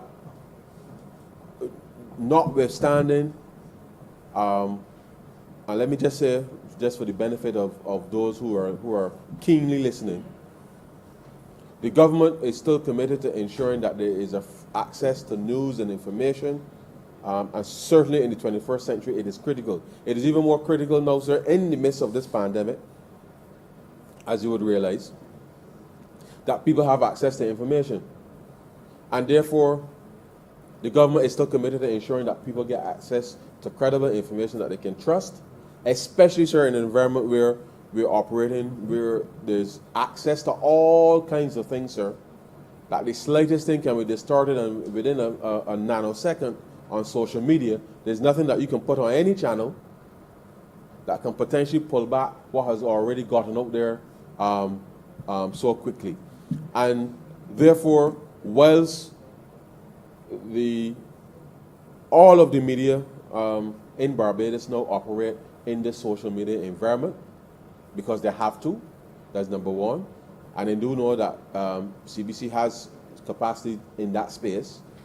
But there are always still, sir, the traditional avenues that once delivered appropriately, sir, and once properly funded and staffed, that we can see a better use, perhaps, of the resources to be able to move forward. And so the restructuring of this particular overall, this overdraft facility for the Caribbean Broadcasting Corporation, as I said, was part of the restructuring. So CBC, and just for the record, sir, I'm trying to find the number. When the government came to office, as you know, sir, there were headlines prior to us coming to office, sir, saying that the Caribbean Broadcasting Corporation was in debt of over $100 million, which nobody really could understand, sir, how that was even possible for an institution of that nature to have been able to be allowed over time to increase a stock of debt that clearly became unsustainable because, as you would appreciate, sir, for an institution where, notwithstanding the performance of NCTV, which really was the operations with respect that provided the cash to CBC, that even though MCTV was the underlying business line that allowed for CBC to run on a day-to-day basis because of the subscription, that so long as you had such competition in the market, sir, with the other entrants, and the competition has been stiff because, as I said, sir, they've added services beyond that which CBC offers, and therefore, with that view, it would have been clear that CBC could not have been able to sustain itself in the current structure, its previous structure and composition, given where the cash flows were going. Now, sir, part of that debt relates to the pension fund, and I won't get into that specific element today, because notwithstanding all that was happening over the years, the pension fund as it relates to CBC was not, having been established, was not appropriately funded. That's number one. The corporation was running deficits, huge deficits, for a significant amount of time, to the point where at one stage the corporation was running in the vicinity of $16 million a year, sir, deficits in the last few years, which is inconceivable, sir, with respect to good order and good management of any institution. And therefore, when we came to office as part of the Burke Plan, sir, we undertook a series of reforms at the corporation. And whilst I can say to the chamber, the reforms did not necessarily go as far as we would like, because the operational deficit at CBC today is just over $500,000 a month, which is still too high with respect to where everything else is. And as you know, sir, there will be further reforms to be undertaken at the CBC, because CBC now has to come fully, sir, into the 21st century in order to right-size itself in terms of being able to be self-sufficient. The truth is, sir, that there are elements in the country from a production perspective, sir, that whatever form or structure CBC may have going forward will have to be capable of accommodating, sir, the content, in part, the content that is being produced in the country as an outlet with respect to being able to reach not just people in Barbados, sir, but certainly on satellite TV and a whole host of other outlets that potentially CBC can play a role with respect to unleashing a lot of the talent that is in Barbados. And therefore, that's something that I would love to see coming out of any proposed restructuring of the CBC, to change the underlying mechanism through which the supply services to the public. And so we, sir, have, so let me just state, sir, for the absolute clarity, and these are CBC's statistics. The cumulative deficit, annual deficit, sir, went from 73 million in 2008, sir, to 100,517,606 by 2017. Now, under the program, the Barbados Economic Recovery and Transformation Program, sir, the government, not CBC notwithstanding, across a number of state agencies, sir, the government engaged in an exercise where a number of obligations were written off across agencies. So you had a situation where some of the state agencies would have owed CBC, CBC might have owed somebody else, Water Authority, for example, or owed SSA, or a whole host of interagency balances. So when we came to office with respect to the debt restructuring, we looked at which government departments owed other the government departments money, sir, and we simply wrote those off to ensure that we understood exactly what was owed. Because if I owe you and you owe me and everything is in the same pot, essentially, sir, it really doesn't make sense all of us carrying this headache about trying to collect from you, sir, and you trying to collect from me. So therefore, we settled that so that we understood exactly, for not just in the instance of CBC, but for all of the other government agencies, once we cleared what government owed itself, essentially, then we had a better understanding as to what, in effect, was owed out there. And so, at the end then, sir, of fiscal year 2019, when we did all of that, sir, with respect to where we were, it meant that the debt for CBC then was just above $41 million. So after we cleaned up all of the interagency stuff, that was what was left with respect to CBC.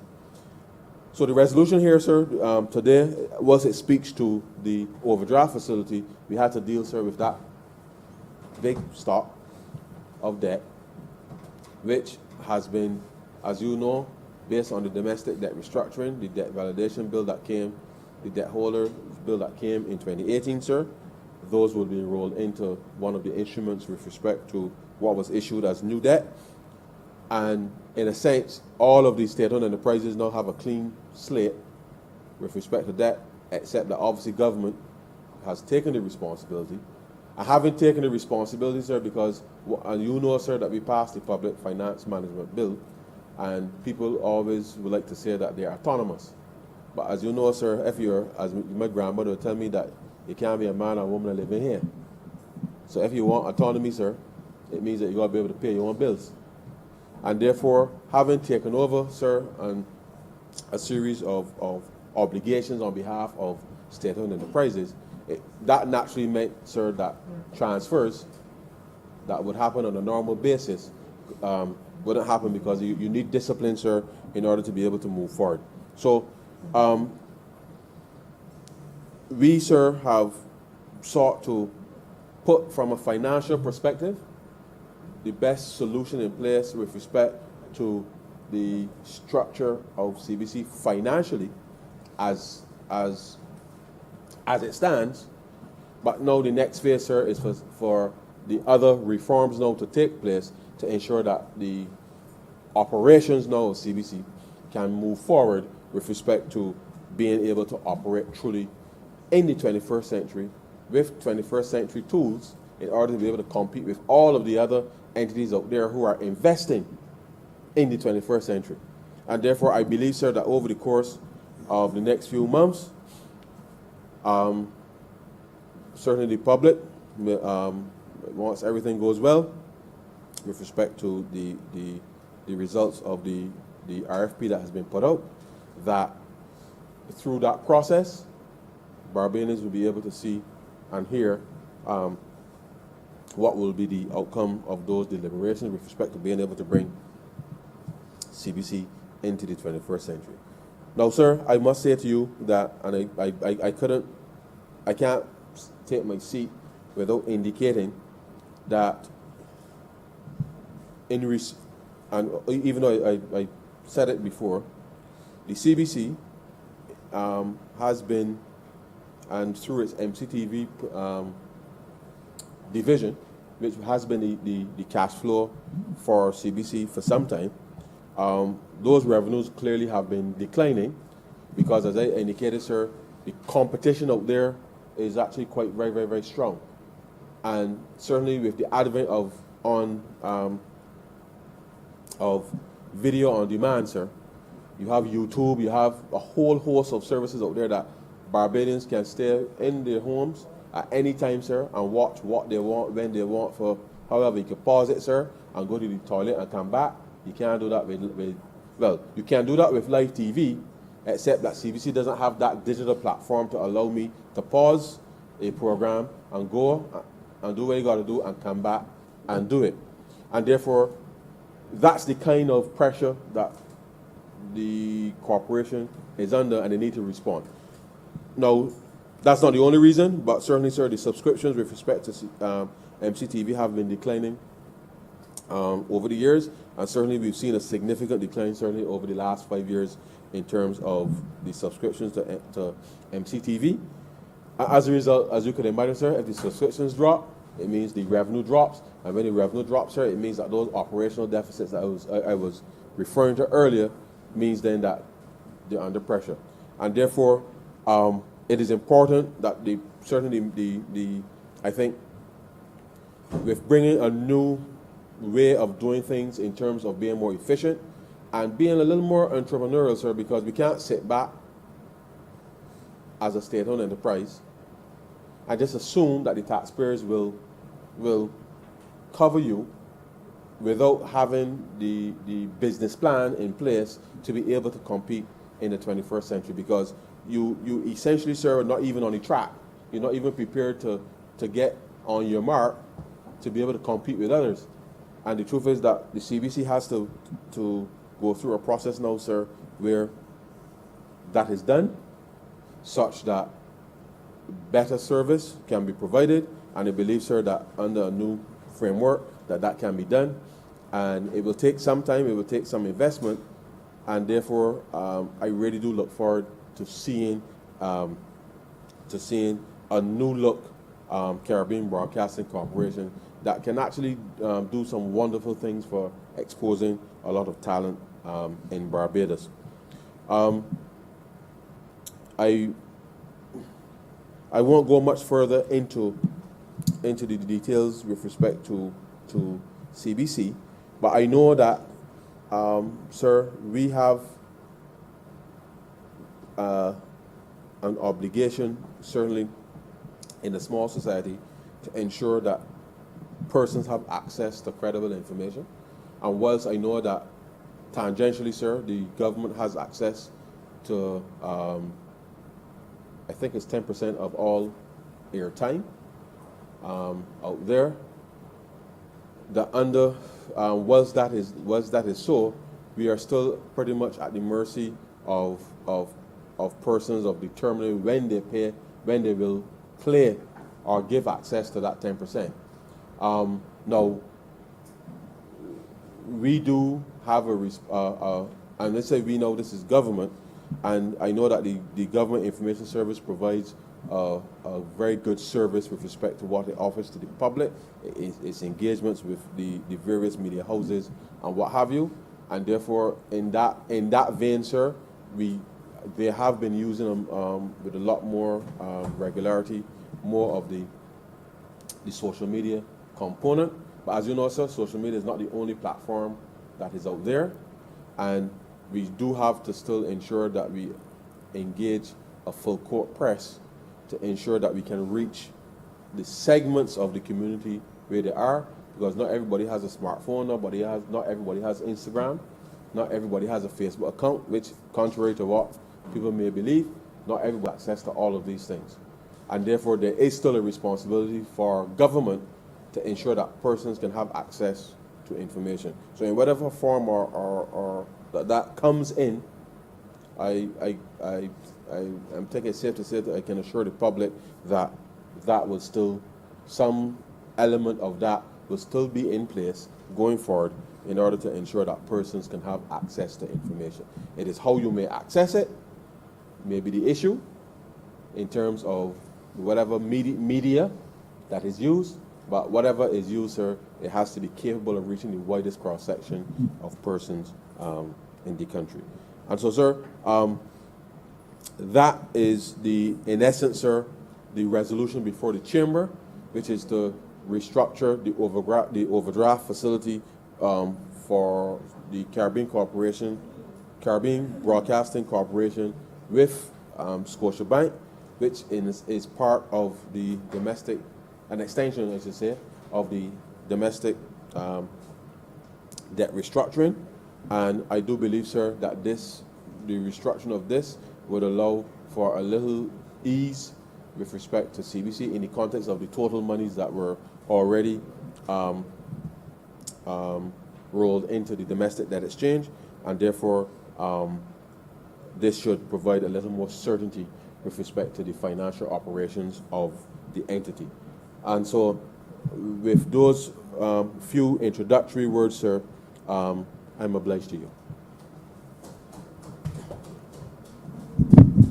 Honourable Member for St. Michael West.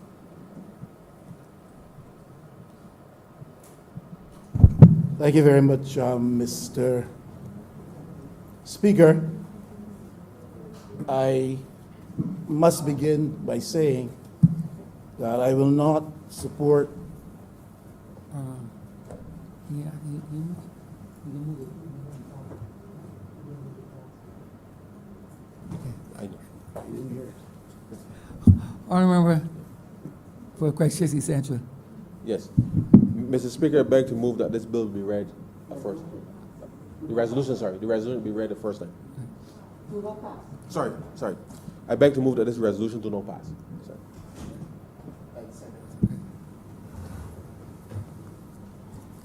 Continue, Honourable Member. Thank you, Mr. Speaker.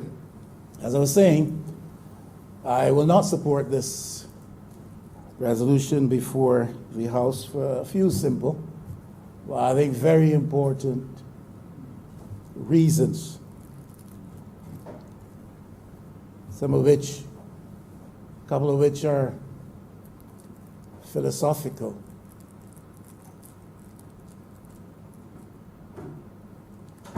But inherently important to how democracy plays out in Barbados. But I will begin on something perhaps which is not so profound. I'm looking at a copy of the Auditor General's report, which suggests to me that auditors were unable to confirm or verify by any alternative references or means. Honourable Member, can you make reference to the, Page, yes, go on. it's on Whether it's page. 2018, 2016, It is the Auditor 2017. General's report just 20. laid here. Right. So could you, The Auditor General's report just laid here, and it is at 554 on page 91. That's chapter 5 on page 91, section 5.54. Has to do with the Caribbean Broadcasting Corporation.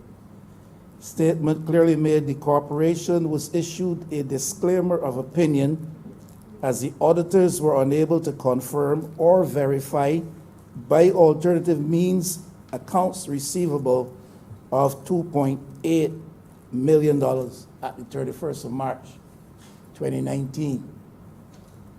The resolution is asking of the House that we approve government's borrowing of $2.4 million in the interest of CBC. Statement of these, the statement from the Auditor General's office says there's a disclaimer of audit opinion with respect to CBC's accounts about March 31st in the year under review, which reflects no proper accounting for receivables stated to be $2.8 million. That is more than the resolution is asking of us for government to have leave to acquire through Scotiabank to help, as the Honourable Member for Christchurch East Central put it, restructure the debt restructure the finances at CBC, the overdraft facility, he put it, about CBC. I cannot, especially in light of much of that which the Auditor General has said in this report, which we will have plenty of time to look into, support this. Much ado has been made about a $1.45 billion inquiry by the Auditor General's respect to the BWA. And that has to be looked into.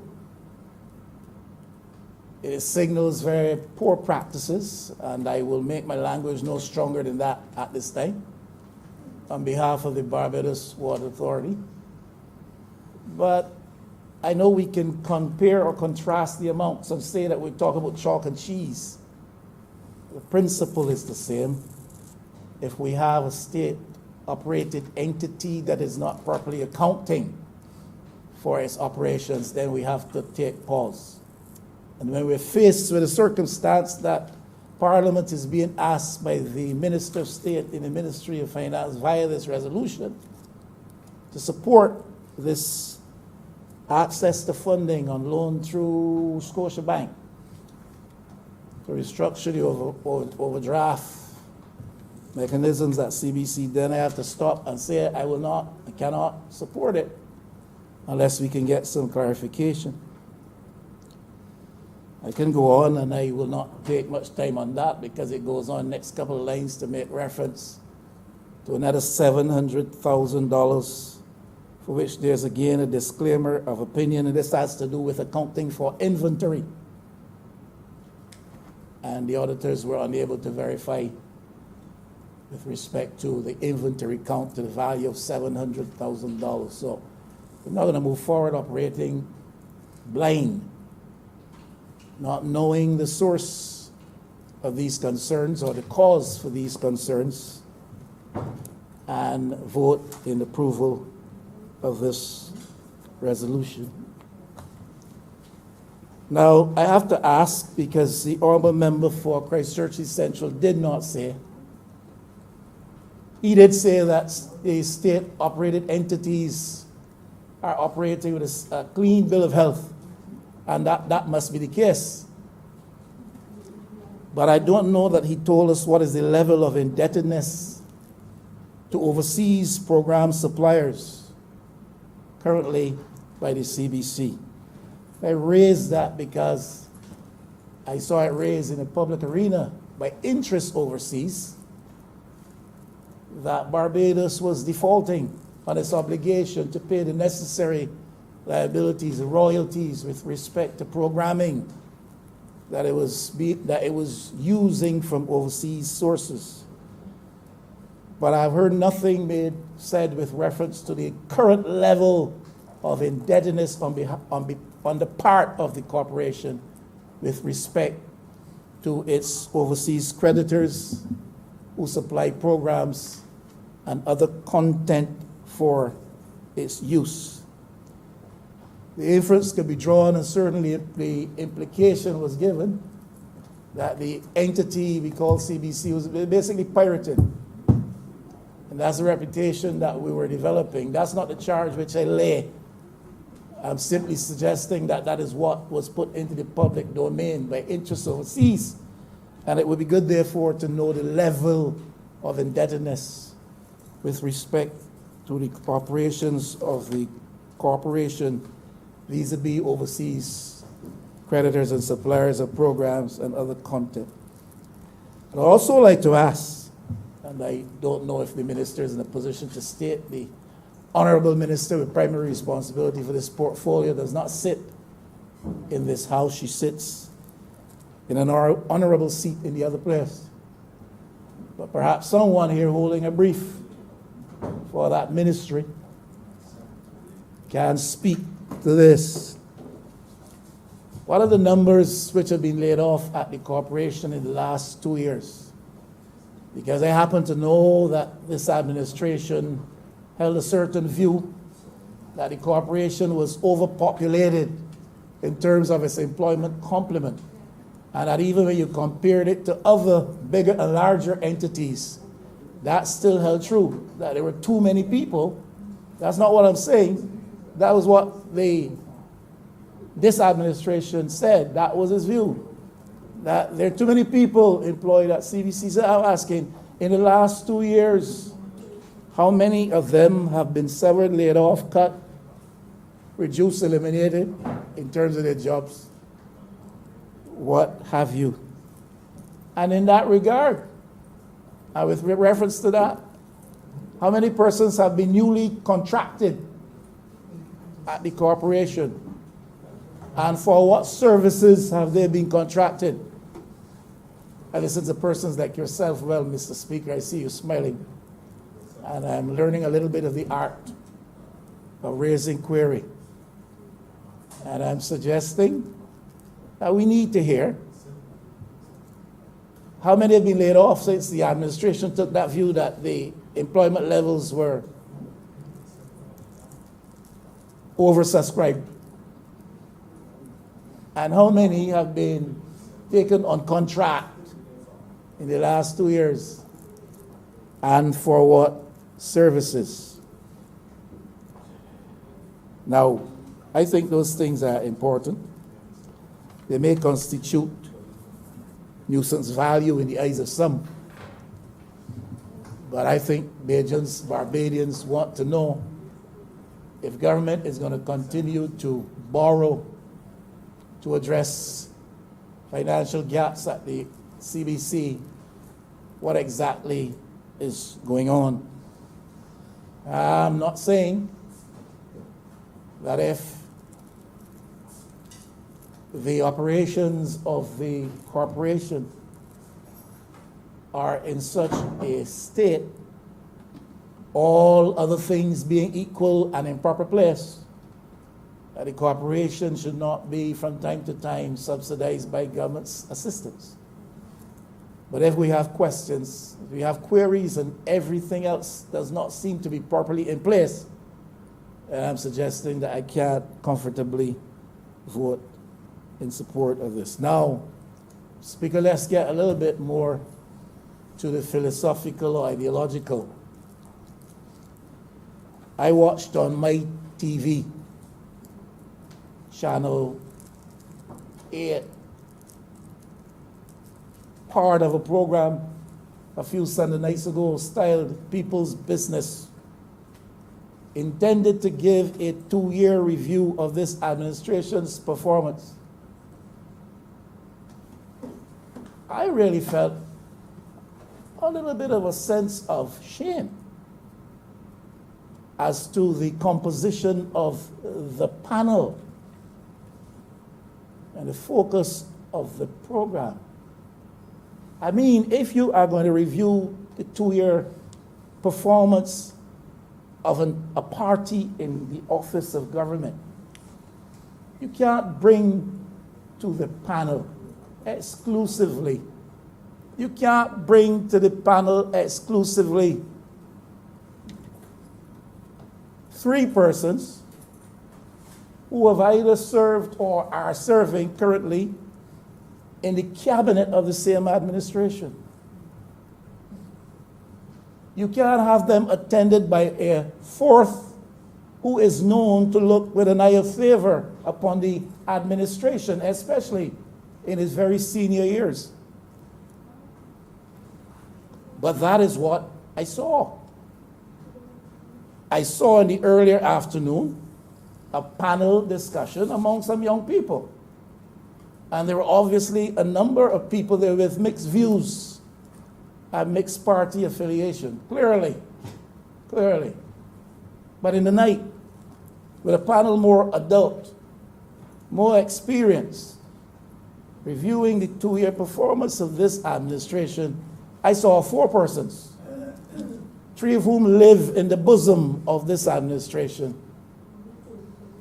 3 of whom live still in the bosom of this administration, and 1 who has an affinity for the administration. I thought that that was grossly unfair. And I thought to myself, why not a voice from the Democratic Labour Party? Why not a voice from Solutions Barbados? Why not a voice from the UPP? I didn't have to ask with respect to the PDP. I understood why. But I wondered, why not a voice from one of the other 3 parties? And I thought further to myself, what does this administration, for all of its boasting, for all of its competence, What does this administration have to fear? In this honorable House, Mr. Speaker, the configuration politically, party-wise, is 29-1.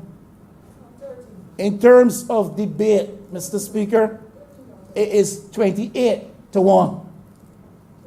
In the other place, it is 12 against 9. For debating purposes, I would like to think it is 11 against 9. I'm sure about here. I'm not so sure about in the other place. So the numbers I go with is 28-1 up here, and 12-9 in the other place. That's 40. That is 40, Mr. Speaker, against 10. What does this administration have to fear by allowing for other opinion to be presented? What does this administration have to fear by allowing for its prominent voices to be cross-examined or interrogated by alternate opinion?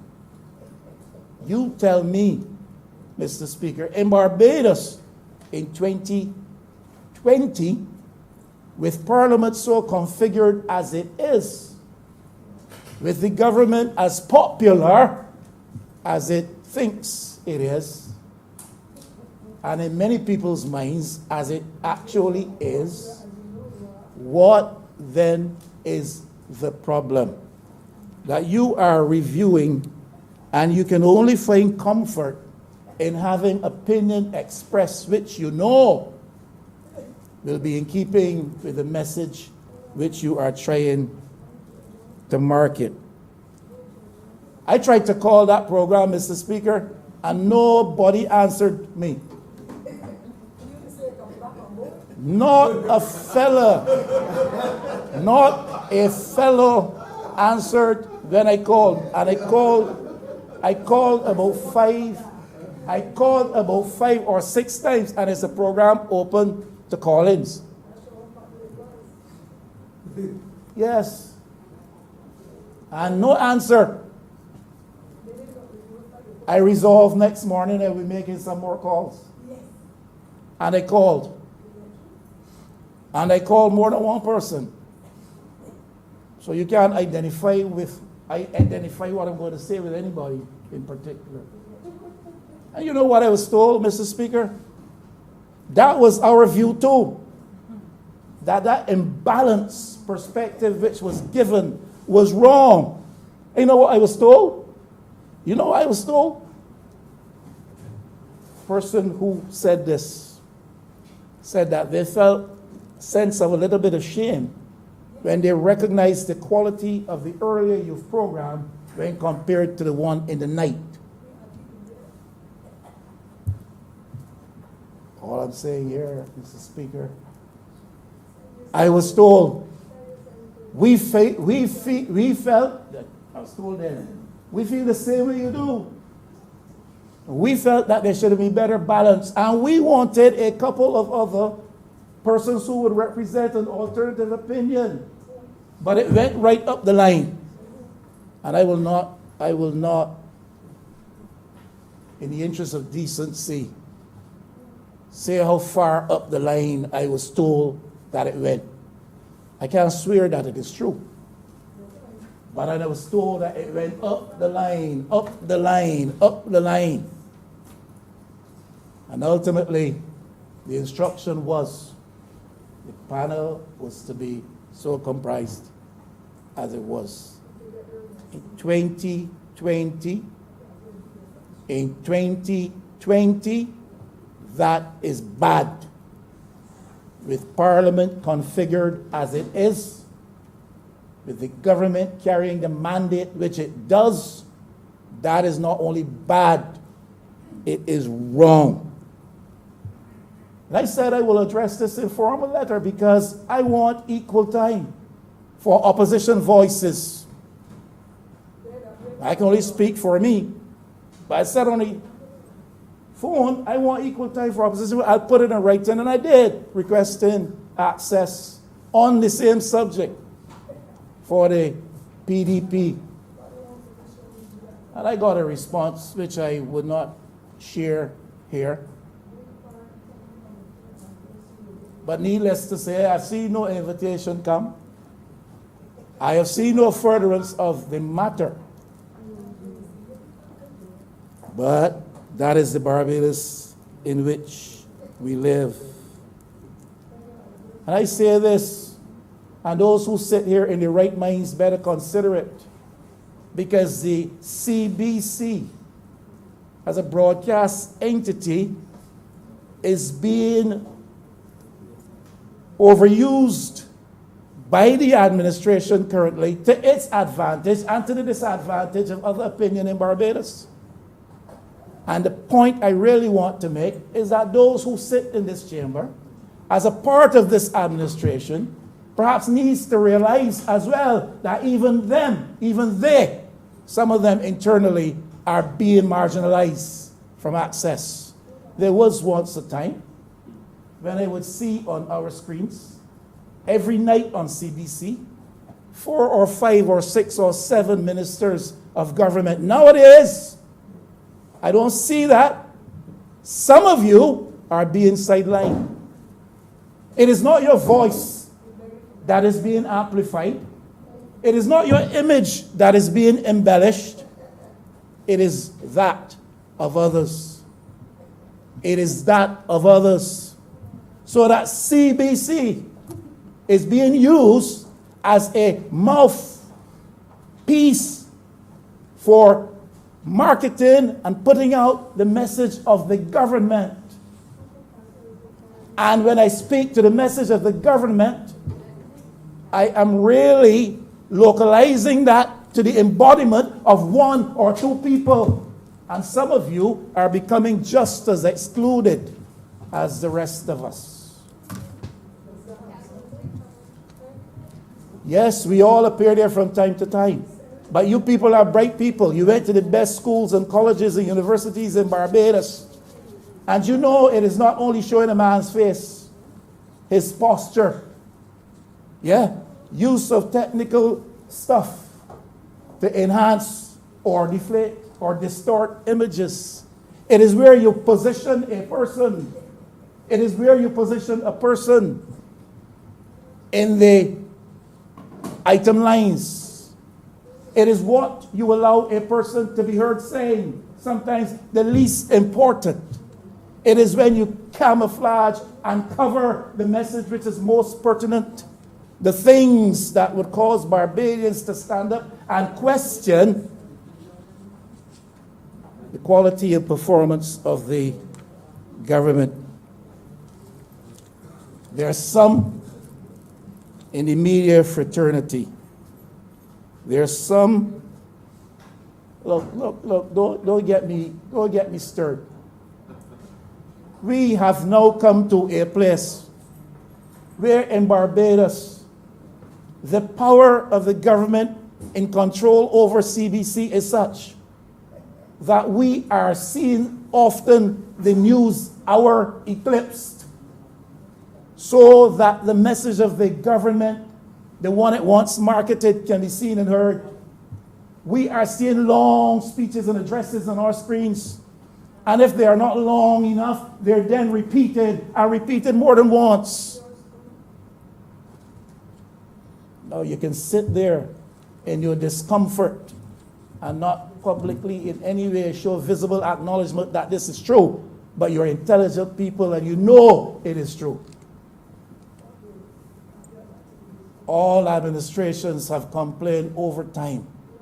All political parties have complained over time about the use of CBC and the administration of the day and its abuse of power with respect to that entity. But I think we have now reached a stage in Barbados where it is the worst I have ever seen. And you guys know that. I apologize, Mr. Speaker. The honourable members know that. And that's the reality. There's some in the media fraternity who will tell you that political pressure is the thing which most influences news output in Barbados. That is documented. And there's some who will tell you that if you speak with them quietly. Then there's the power of the advertising dollar.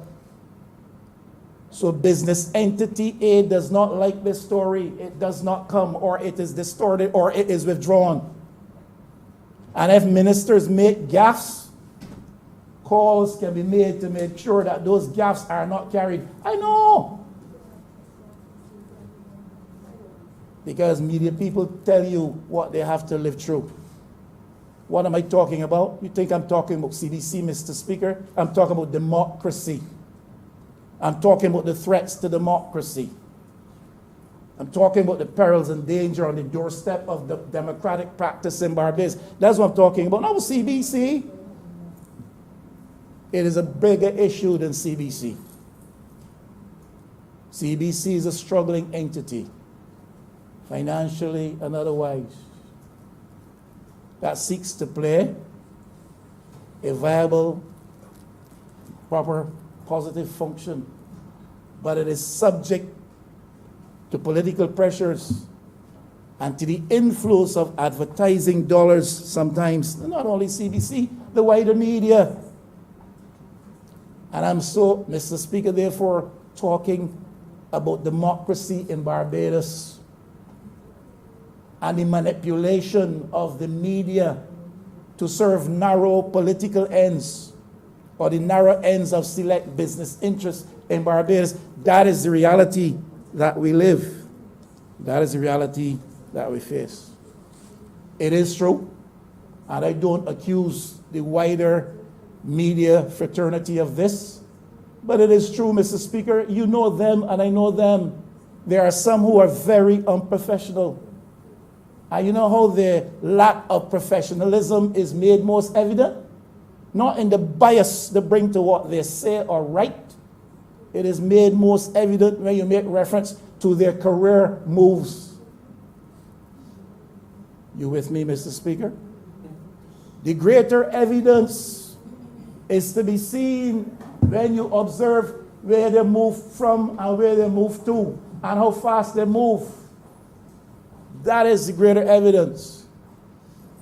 Lack of professionalism. What am I talking about, Mr. Speaker?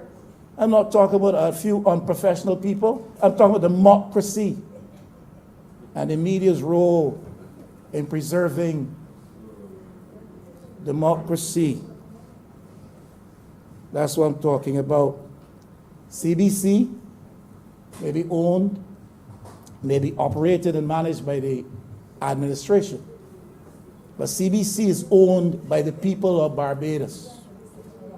CBC is owned by the people of Barbados, not by the government of the day.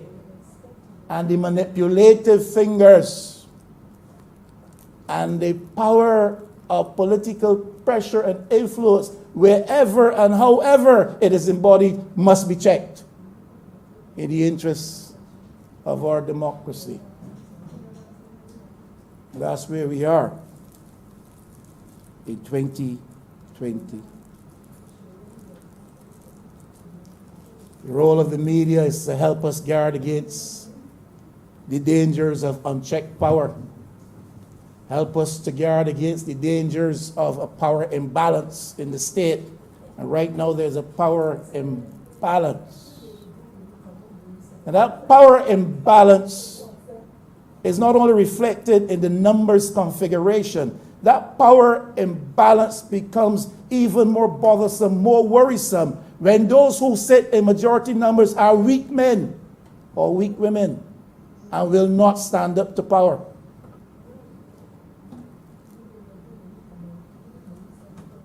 Shall I repeat that, Mr. Speaker? Mr. Speaker, sir, on a point of clarification, sir. Honourable, The Honourable Leader of the Opposition, sir, is suggesting that democracy is at threat in relation to the power imbalance in this place.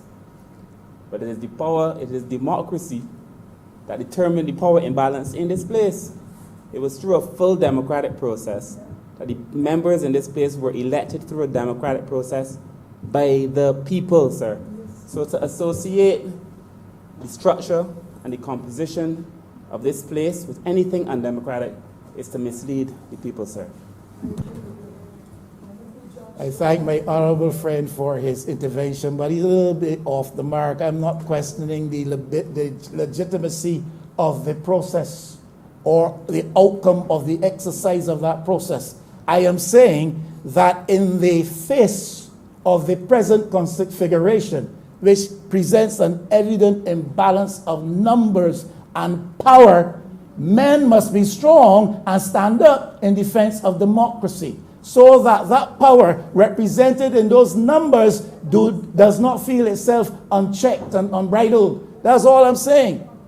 And men should be ready to their feet to say, no, that's not good. We should not have a 2-year review with all of our people in there. That is an abuse of the power given by the force of numbers. That is what I'm saying. Don't, sir, keep quiet. Don't get me stirred. I'm trying to be cool and to bring this to an end. But when you come on subjects like these, we are dealing with realities here. We are dealing with reality. The media, there's no bitterness here, Mr. Speaker. There is no bitterness here. There's concern for Barbados.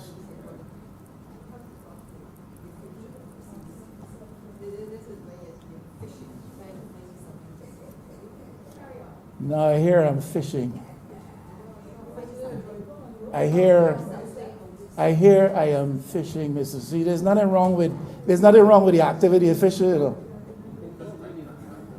There's nothing wrong with the activity of fishing. And if you're sensible, you go to fish where there's fish. If you're sensible, you go to fish where fish can be found or ought to be found. And let me repeat that because I see some getting stirred now. Come, let's get really. Yes. Numbers result from a legitimate process. But numbers can give such a level of comfort that some interpret that as license to do whatever they will. When that starts to happen, and it starts with first creeping steps, and when that starts to happen, men who are strong and women who are principled should stand up and say, come back. Should stand up and say, come back. Don't gnash your teeth and try to talk me down. Stand up and say, come back.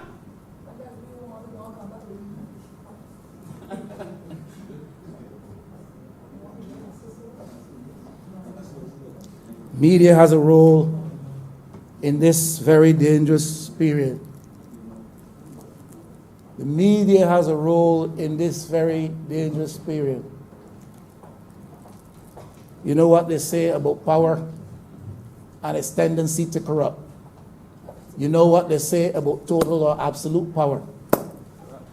Yes. And we don't want to go there. Nobody is saying that we are there, Mr. Speaker. I'm simply saying that we have to be careful, to be aware of the dangers to democracy, and to say come back when we see those dangers beginning to show themselves. And the media needs to learn to report fairly. Everybody will have their biases and their party preference and all of that, but when you speak and you report, when you write as fairly as you professionally can. Media has a role to investigate and to follow through on matters, and so much is allowed to go a-begging in Barbados to help safeguard our freedoms, to highlight the dangers and the threats to that democratic process that gave a 30-0 defeat to the last administration.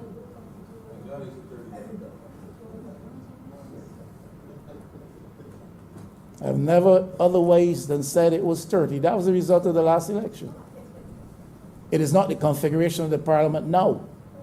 And it may very well not be the configuration of parliament for the course of this term.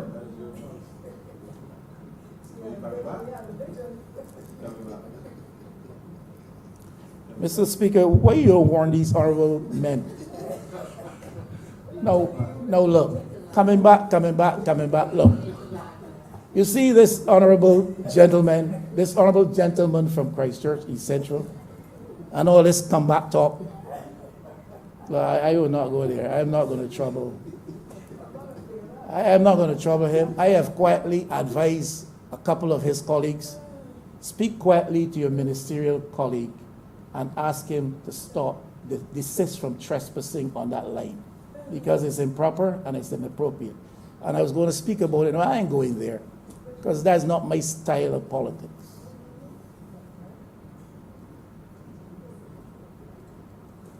But don't tell me about coming back.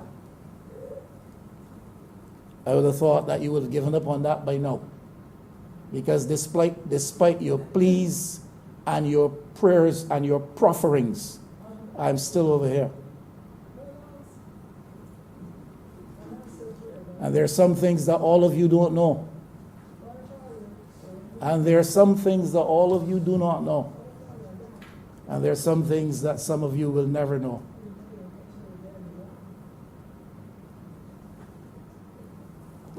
We've gone awfully quiet in the chamber, Mr. Speaker. Nobody making any noise right now.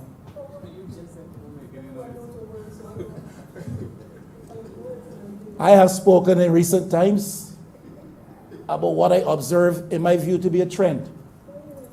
And that has to do with the power being conferred on ministers and the power being concentrated in the hands of the Prime Minister, the Honourable Prime Minister. The last occasion I spoke to that in this house was at the time of the Emergency Powers Act, when the cabinet amended a bill it had brought here to put absolute power in the hands of the Prime Minister, devolving the responsibility from themselves to one pair of hands. They did it as though they do not have a sense of responsibility and a sense of judgment that can be trusted. That they cannot look at things with a sense of dispassion and maturity and make decisions. They devolve that responsibility to one pair of hands. On the Emergency Powers Act, this cabinet did that. And I'm saying, if you look back at legislation that we have brought here over the last year, within the last 2 years, you will see this trend emerging, where power, either with respect to statutory corporations and how the administrative structures are changed and adjusted, how they're restructured, power goes to the minister to appoint, to approve, to dismiss. Sole power. That's what the wording says, sole power. A minister has a responsibility, a right, a power to create positions and to have those positions functional for some time.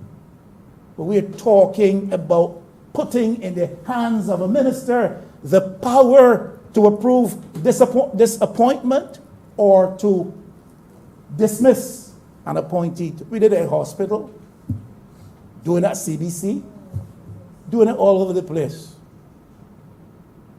I remind you, I did not disagree when the matter was brought here for the appointment of the person who holds the position as CEO, that's what it's called. Didn't disagree with that, because I think where people bring value to a situation, irrespective of who they are or to whom they are related, if they can get the job done, give them the job. I supported that. What I don't support is the power that is put in the hand of a minister to make appointments and to have people dismissed. There is too much power. There are mechanisms that we put in place to deal properly, more transparently with that. And we do it with respect to the Prime Minister. Look back at the legislation. You are the planning legislation, Mr. Speaker. There is a committee set up to give approvals for planning applications. And yet there's a provision in the legislation that with respect to certain, about 10 or 12 very significant areas, the power goes to the Prime Minister to overrule the position of the committee. You can come down through the place, down through the line, and look at the legislation. We've done it more than once. Put power in the hands of the Prime Minister. Put power in the hands of the Minister. Look, this administration today that holds office, Mr. Speaker, may not be disposed to abuse any of those powers. Hear me very clearly. But you do not know the administration that comes tomorrow. This Pharaoh that rules over the land today may not be the Pharaoh. And I don't mean that in pejorative terms. I mean that simply in terms of a ruler, a position of rulership, a position of leadership. That's all I'm saying. The leader of today may not be the leader of tomorrow.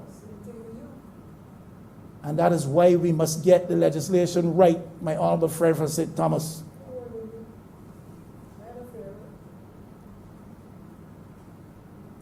But strong men, when the chips are down, must stand up and declare that is the wrong path to take. Weak men who are fearful of their own well-being, whether that's professional well-being or otherwise. Weak men who are fearful that cabinet cuts might come or this might happen. Or, look. Stand for principle. I don't even want to get into that because I don't want to be party to that discussion. What the Prime Minister wants to do, she will do. If she feels it necessary to do so. I don't even want to get into that. I've not commented on those things. You've not heard me say it to know that the cabinet is too large. Not a single time. You've never heard me say that. Not a single time. The voices in the public are saying that. I don't want to be distracted, Mr. Speaker. All I'm saying is, when we are faced with a moment of truth, those who are not weak in the knees and those who are strong in the spirit and in the passion for the democracy and the democratic privileges that we live and try to promote, stand up and say, no. And we need to hear a bit more of that. I didn't mean, Mr. Speaker, to be here for this long. But those things must be chewed upon. And I know, Mr. Speaker, that you are a thinking man and that you know where right and reason reflect themselves. And I simply offer to this chamber today, CBC is not properly accounting for $2.8 million. I can't vote for a loan for them for $2.4 million. CBC is being abused, in my view, in terms of what is allowed to do or in terms of what is forced to do by the administration. And there are certain perils to our practice of democracy that I'm not going to subscribe to. And I encourage those who feel any measure of strength in their knees, any measure of fiber in their backbones. I'm not asking you to stand and say anything or even to vote against this. I'm simply saying if there's any measure of strength in your knees or any measure of fiber in your backbone, stand up sometimes and say, no, we're doing this the wrong way. That's all.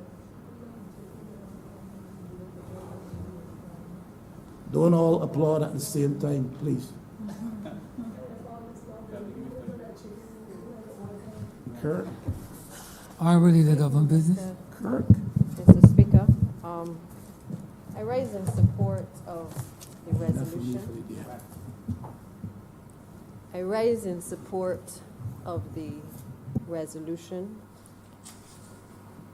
Support given, sir, on the basis that the Caribbean Broadcasting Corporation, if you take all that has been said by the honourable member who just spoke, seems as though it is an organization which the Barbados Labour Party has been seeking to censor all other right-thinking members of this society.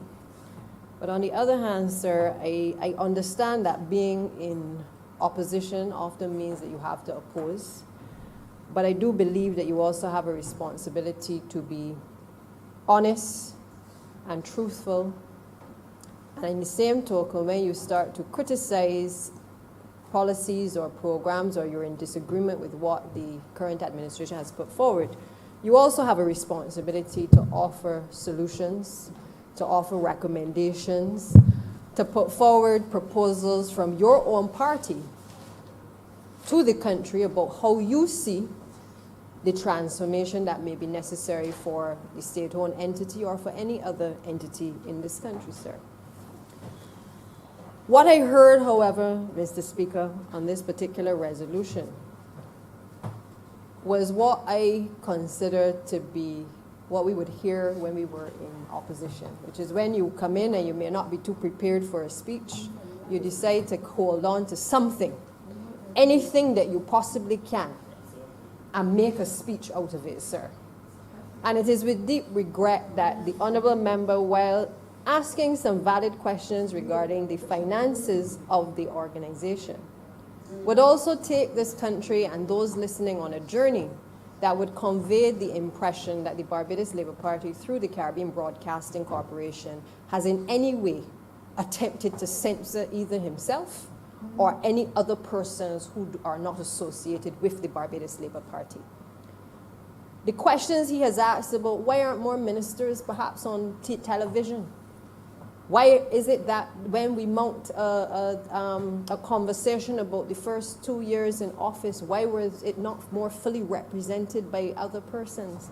Sir, the Caribbean Broadcasting Corporation has had other persons speaking about the Barbados Labour Party's record. It has not censored anyone from being interviewed. It has not stopped anyone from being able to call in on programs.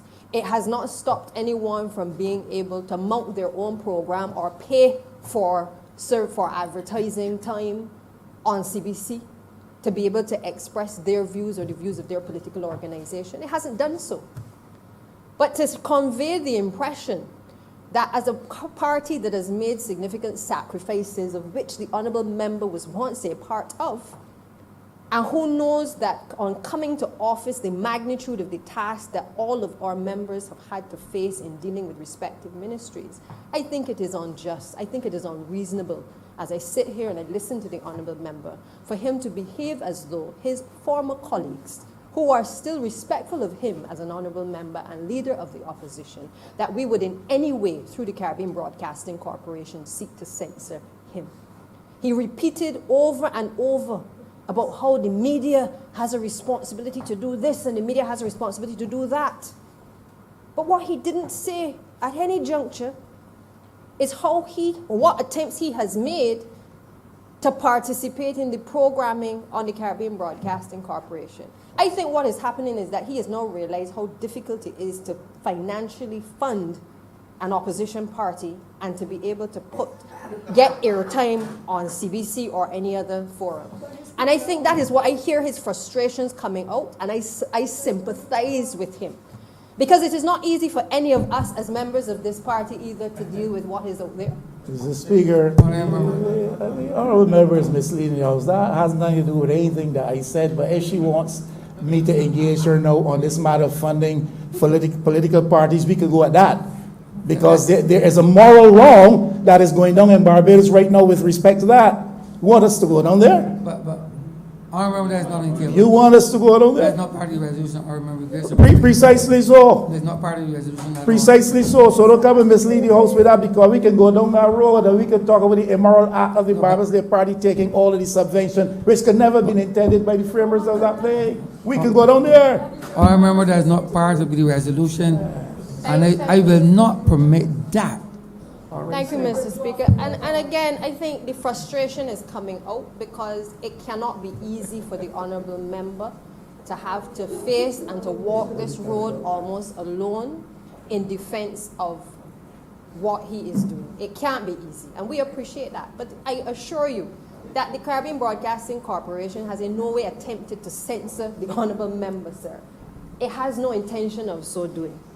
What, however, is of concern is the fact that we have made attempts on coming to office to start the restructuring process of the Caribbean Broadcasting Corporation. I think a few months ago, we would have had the the bill laid in the House in relation to a restructuring program that would see a chief operating officer, which would also see a chief executive officer being put in place. We accept that there are losses that the institution has sustained. We understand that it requires some restructuring. We indicated then that yes, there would have to be losses, just as there have been losses across all sectors of the economy.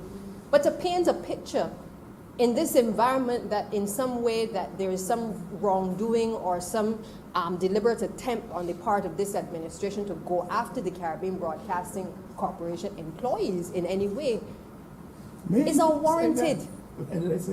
It is unwarranted, sir, and it is unjustified in the present climate, given all that the honourable member must know that this administration has had to do, but also continues to do, in order to manage the limited resources that we have available to us. I don't think any of us take great comfort in knowing the indebtedness of the Caribbean Broadcasting Corporation. But we have been doing our utmost best, members in the Ministry of Finance, colleagues in the Ministry of Finance and others, to be able to get this economy and to certainly get the Caribbean Broadcasting Corporation back on track. It is not an easy task, and I think the honourable member knows that. But to behave as though he is now bitter because we have had to make these changes and he feels as though he does not have a voice. He would have had a voice if he was still over here, you know. He would have had a voice if he was still with the Barbados Labour Party. But I believe that the concerns that are being expressed by him are as a result of a state of loneliness that he finds himself in. And while, as I said, it is okay to be critical of the administration because that is what opposition parties do, in the same token, you have a responsibility to ensure that you also put forward solutions to the challenges that are being faced. I haven't heard the honourable member mention anything in terms of restructuring of the Caribbean Broadcasting Corporation. I haven't heard him speak to how to transform the Caribbean Broadcasting Corporation in a climate right now where there's so much competition from external sources and external competitors. He's not interested in talking about that. He's not interested in talking about how to use various other mediums if required to be able to get his messaging out. But he's focused on giving an impression as though the Barbados Labour Party has created the insurmountable debt of the Caribbean Broadcasting Corporation in the course of 2 years. We came and found it. And we have actually taken the steps since coming to office to not only restructure that, but to restructure all of the other state-owned enterprises as well that we have found indebted in this country. Not to use the CBC for the broadcasting PLP functions without paying. That too. No, we could have for our 2-year anniversary used the Caribbean Broadcasting Corporation to let the country know in a forum of worship and celebration for what they did for all of us and for the country. We could have used it. We didn't do so. It went on social media. And it probably had more views than it probably would have had if it was on CBC. The honourable member would do well to utilize those other forums if he wants to get his message or his policies out there. But it is unjust and unreasonable to say these things in this form. And I listen to him carefully. Listen to him carefully. Because I understand when you have difficulty mounting a full speech, you have to find something to hold on to. But I want to assure the honourable member, and I said I don't intend to speak on this long because this is a further part of our process of trying to restructure and to reorganize this economy. When he can go down the line about talking about the leader of this country and the Honourable Prime Minister and talking about emergency powers as if we are trying to vest power in the Honourable Prime Minister in a way that is in some way malice or some wrongdoing. I want to let him know that even if every Barbadian did not believe that she was doing a good job, all of the international organizations have applauded her efforts during COVID-19. And the honourable member himself has also applauded on occasion the efforts of not only this administration, but the leader of this country. Let us be fair. If you're going to give licks and you're going to hit the other side, be fair in what you say. But you can't be supportive of the programs and the way in which COVID-19 has been handled by the Prime Minister, by the Minister of Health and others during this crisis, and then come in here and behave as though we came to Parliament and because we have a majority, we did something underhand in allowing the Prime Minister to have certain powers to be able to manage a crisis. Because it doesn't sound right to the listening public. It doesn't sound right going out across the airwaves. You cannot have a situation where just as we were about to hit the ground running, COVID-19 came. We turned the corner as a country. And our leadership rose to the occasion with all of the civil servants, all of the people in the Ministry of Finance, and have put this country on a trajectory to be able to manage COVID-19. And then we have to sit down in here and take licks as if we have done something wrong, as if democracy is now being threatened. Mr. Speaker, as I said, I really didn't intend to speak on this, but I believe that there are some things that the Honourable Member has said that must be defended. And I will not sit here silently and allow the record of this government, of its ministers, of the leader of this party, to be spoken about in this way without full justification by the Honourable Leader of the Opposition. Because this is too serious a resolution, it is too serious a debate for us to trivialize it in a way that conveys the wrong impression to the public of this country. So I want to just say, Mr. Speaker, as I close, so that the Honourable Member who introduced the bill can start the process of wrapping up. The Honourable Member knew when he broke bread with us before 2 years ago what lay ahead. We spent long meetings discussing the economic conditions of this country and what we had to do on coming to office.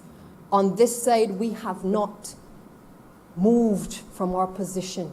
We have worked tirelessly to be able to get stability back into this country. And if it is that there are criticisms of the way in which we do things, we're not perfect. We're not going to get it right all the time.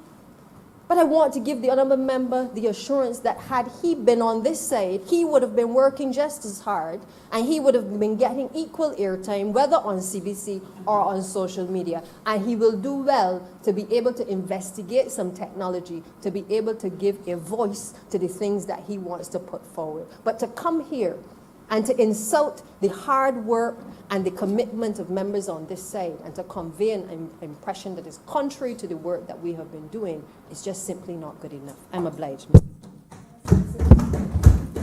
Honourable Prime Minister. Thank you very much, Mr. Speaker. Mr. Speaker, I feel, first of all, honored to be able to stand at this podium again.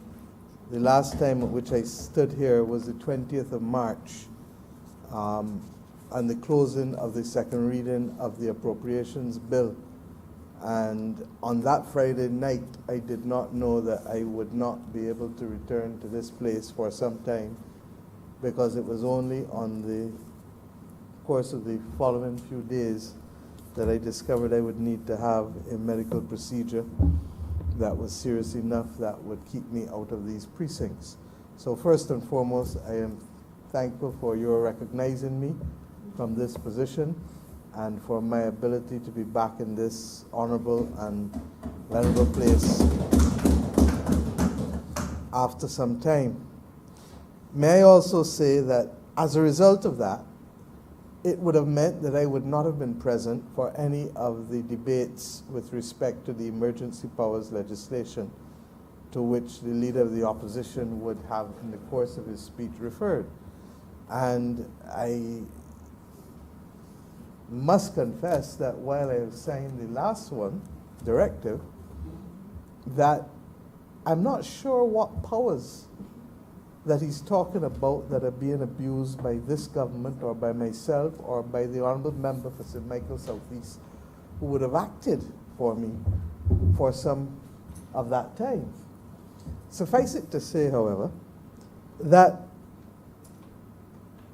this bill, this resolution that is before us, is about the authority to stabilize the Caribbean Broadcasting Corporation's financial situation, recognizing that in this environment, how many people we think are advertising and spending money at the CBC? How many people in this country even had businesses open to be able to justify expenditure? And unlike others who have chosen to lay off even though revenue has been coming in, the government has made the determination that we are going to literally try as best we can to work with our employees, recognizing that in some instances it is going to be a heavy, heavy load because revenue is not coming in. Now, at the same time, we indicated from the very beginning that it cannot be business as usual at the Caribbean Broadcasting Corporation. I must confess that I find it difficult to understand the tone or tenor of the Leader of the Opposition speech. But suffice it to say that there are a few things that I've asked to be marked in the ground. The last administration made it a habit of ignoring the difference between George Street and the Pine. And as much as I may query very often as to some of the things that I see on television, I don't believe that in some instances it is driven by malice or by directives. I believe that that is the judgment of those who have the capacity to do what they have to do editorially. But I go further. I refuse to accept as the political leader of the Barbados Labour Party that the activities of the Barbados Labour Party must be carried on CBC in full, for free, or for monies not paid, thereby equaling free, for so many things, starting, of course, with the annual conferences and the church services and all of these other things. And I've tried as far as possible to say to my colleagues that, look, this is not what we want to be associated with.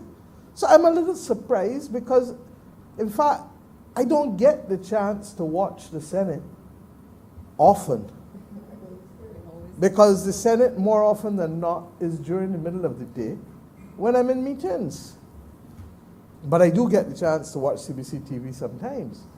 And I must tell you that I see the senators, the opposition senators, being fully given much, much time on CBC.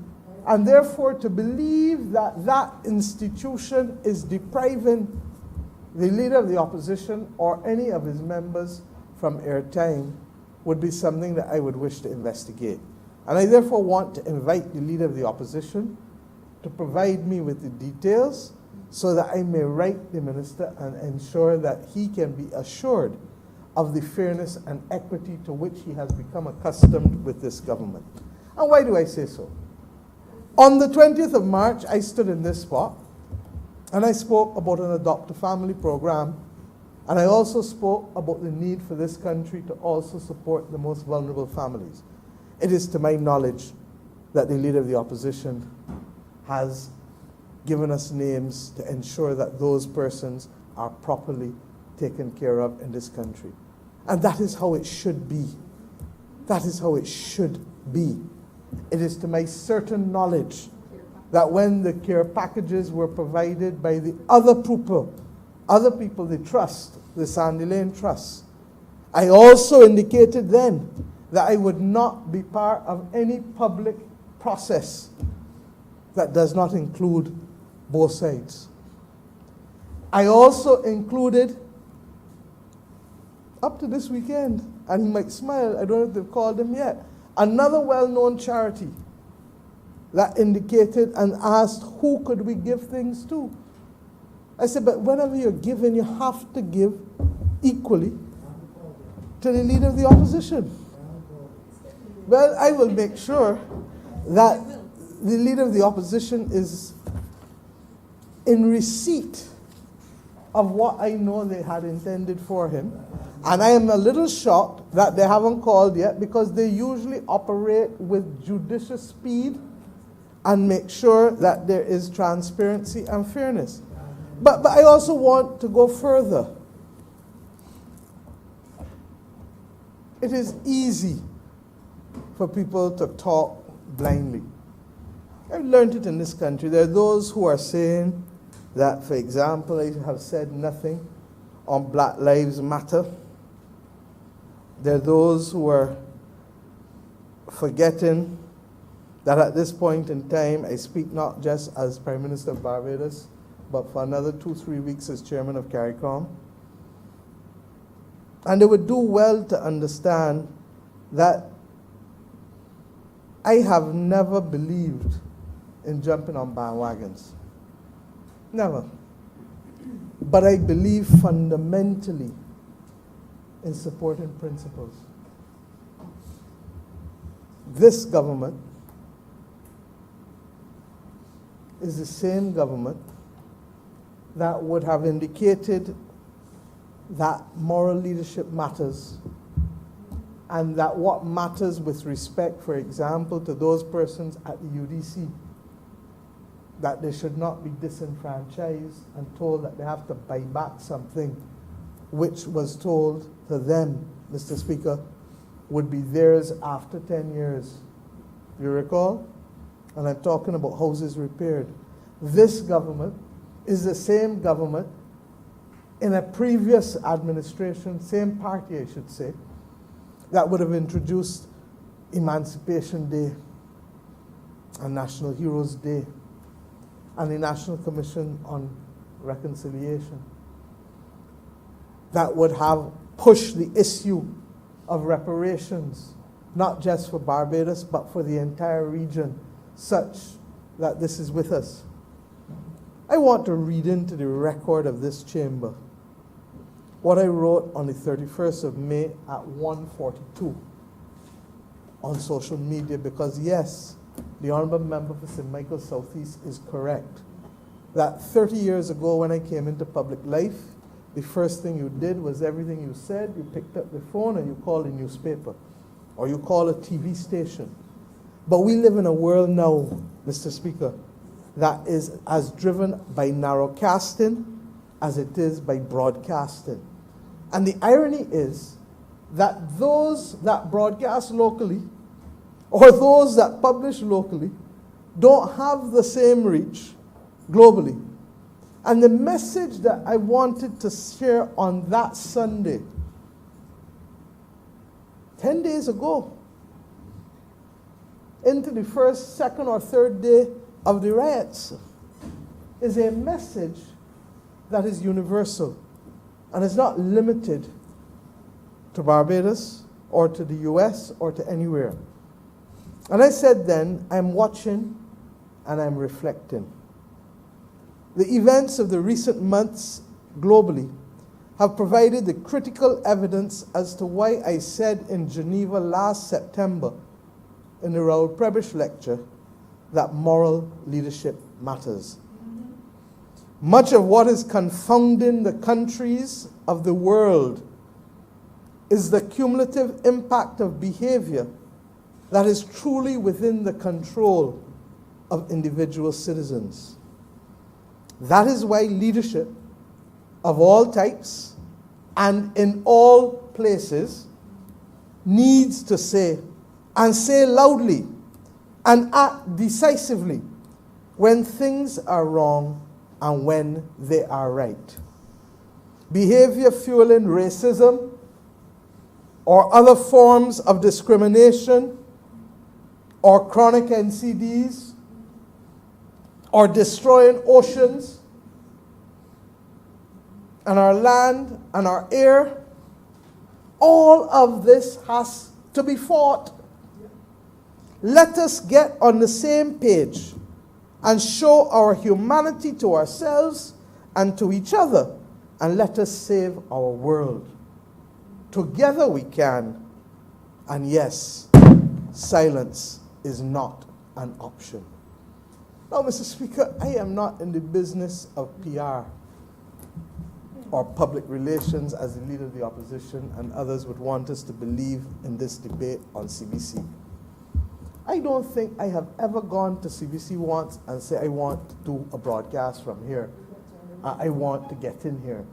I don't think that I have even tried in any way, not even with the minister, far less with the management or board of CBC. But I also believe that when we say things, that those things have a way of being there for all.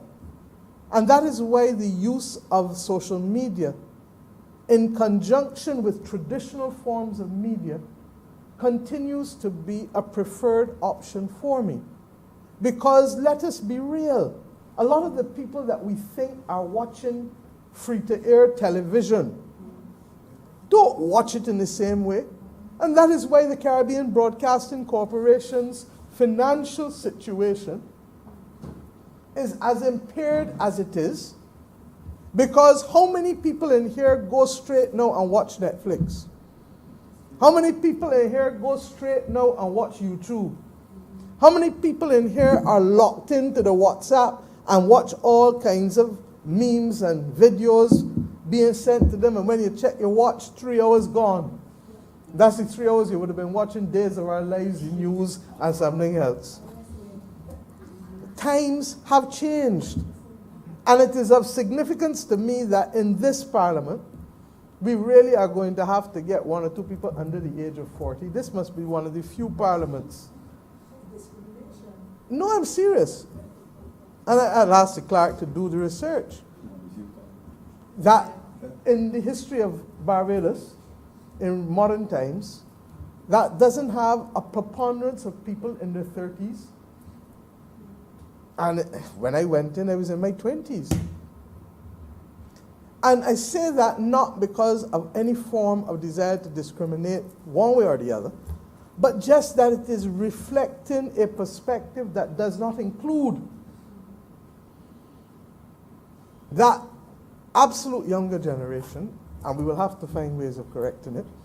But the generational division is as real as the racial division, is as real as the gender division, is as real as the division that separates us on so many other things.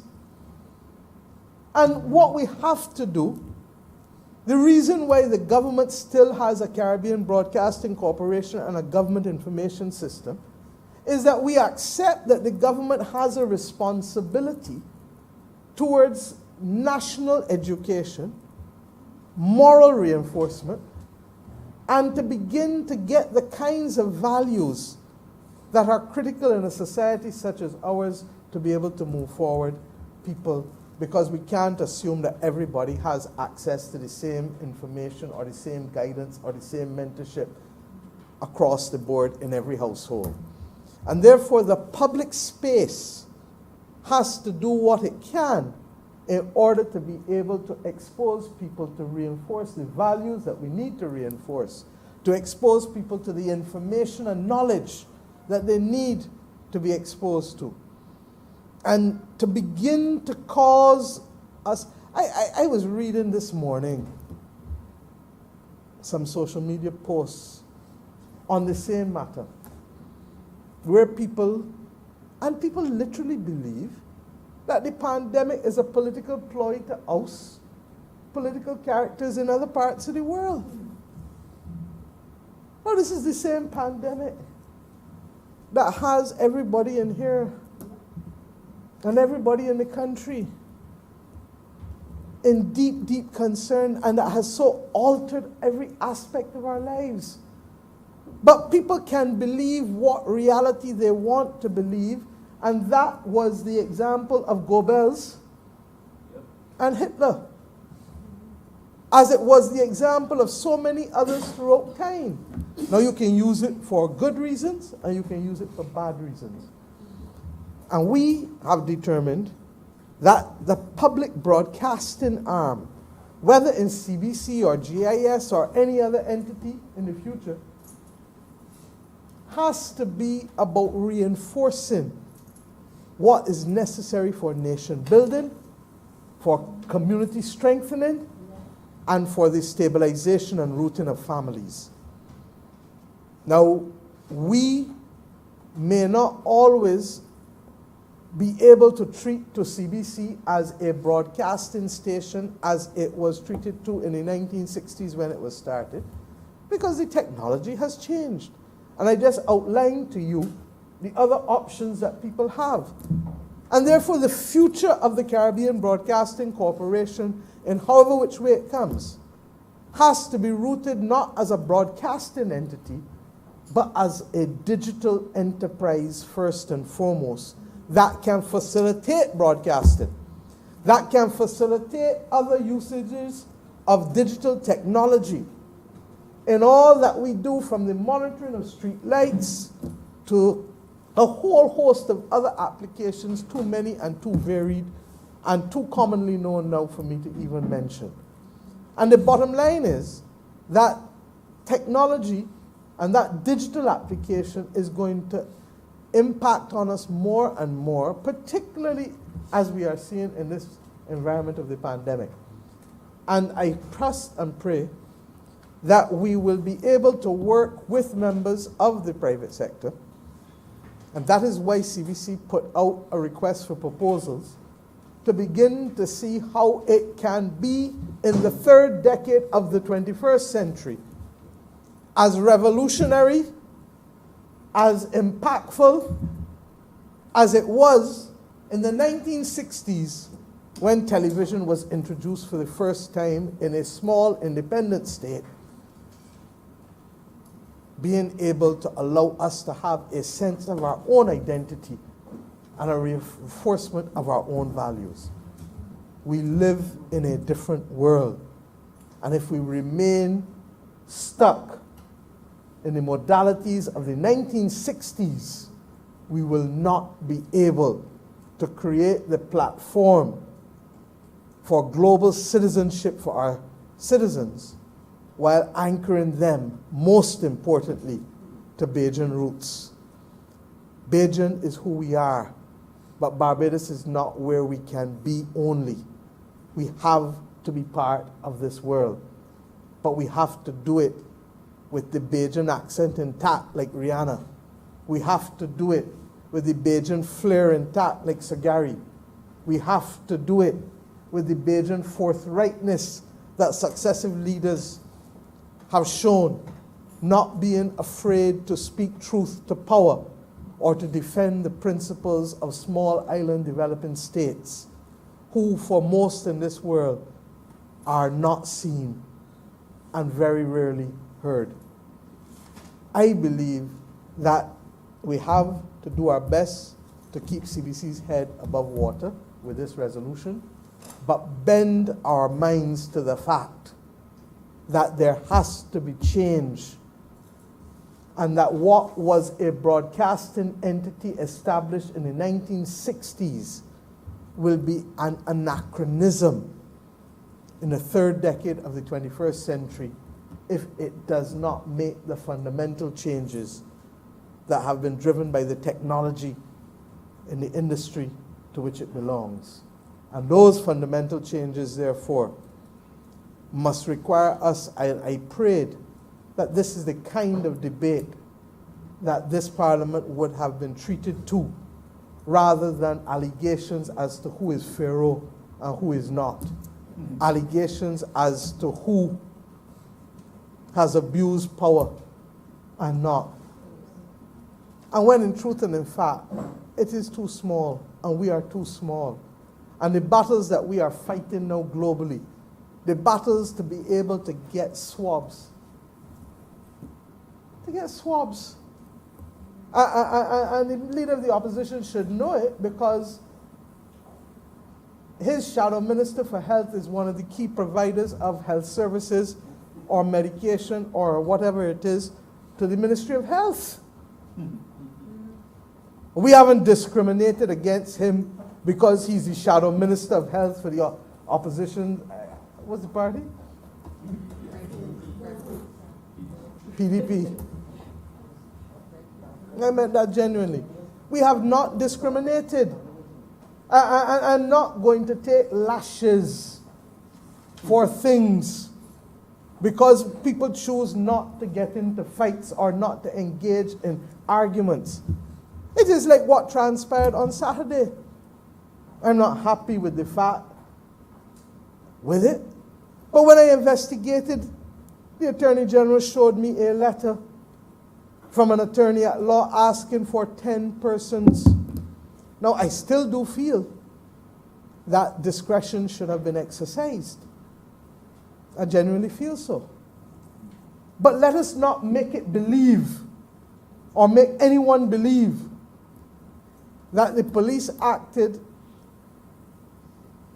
on their own when in truth and in fact, the letter says clearly that we would want permission not only to walk, but there will be no more than 10 persons in accordance with the emergency declaration directive, whatever it was for COVID, and that we will remain on the sidewalks. Now, I give this country the assurance, whether there's a march or not, this country is not going to support behavior that in any way reflects unfair treatment, discriminatory treatment, unconscious bias, racism. And you know why I laugh? Because for me, and for the member for St. Philip North, and the member for St. Michael Southeast, and the member for St. Thomas, what's the unwritten part of this equation that is still not spoken? Discrimination on the basis of gender. The glass ceilings that are still not broken. The judgments that are made. A man can wear the same suit day in, day out, change the tie, and if you like, change the shirt. A woman can't do it. Remember, for St. Philip North, could borrow my scarf. But if she wear that blue and white scarf 2 or 3 days, they can say, wait, she ain't got no more scarves. The difference with me is that I don't rent out no space in my head to nobody, so you can see this yellow scarf enough times. Because it's mine. It's mine. And the battles that we need to be facing are not battles that may be fought in the United States elections in November. The battles that we need to be facing are the battles that stop our young girls and young boys from wanting to go and buy bleach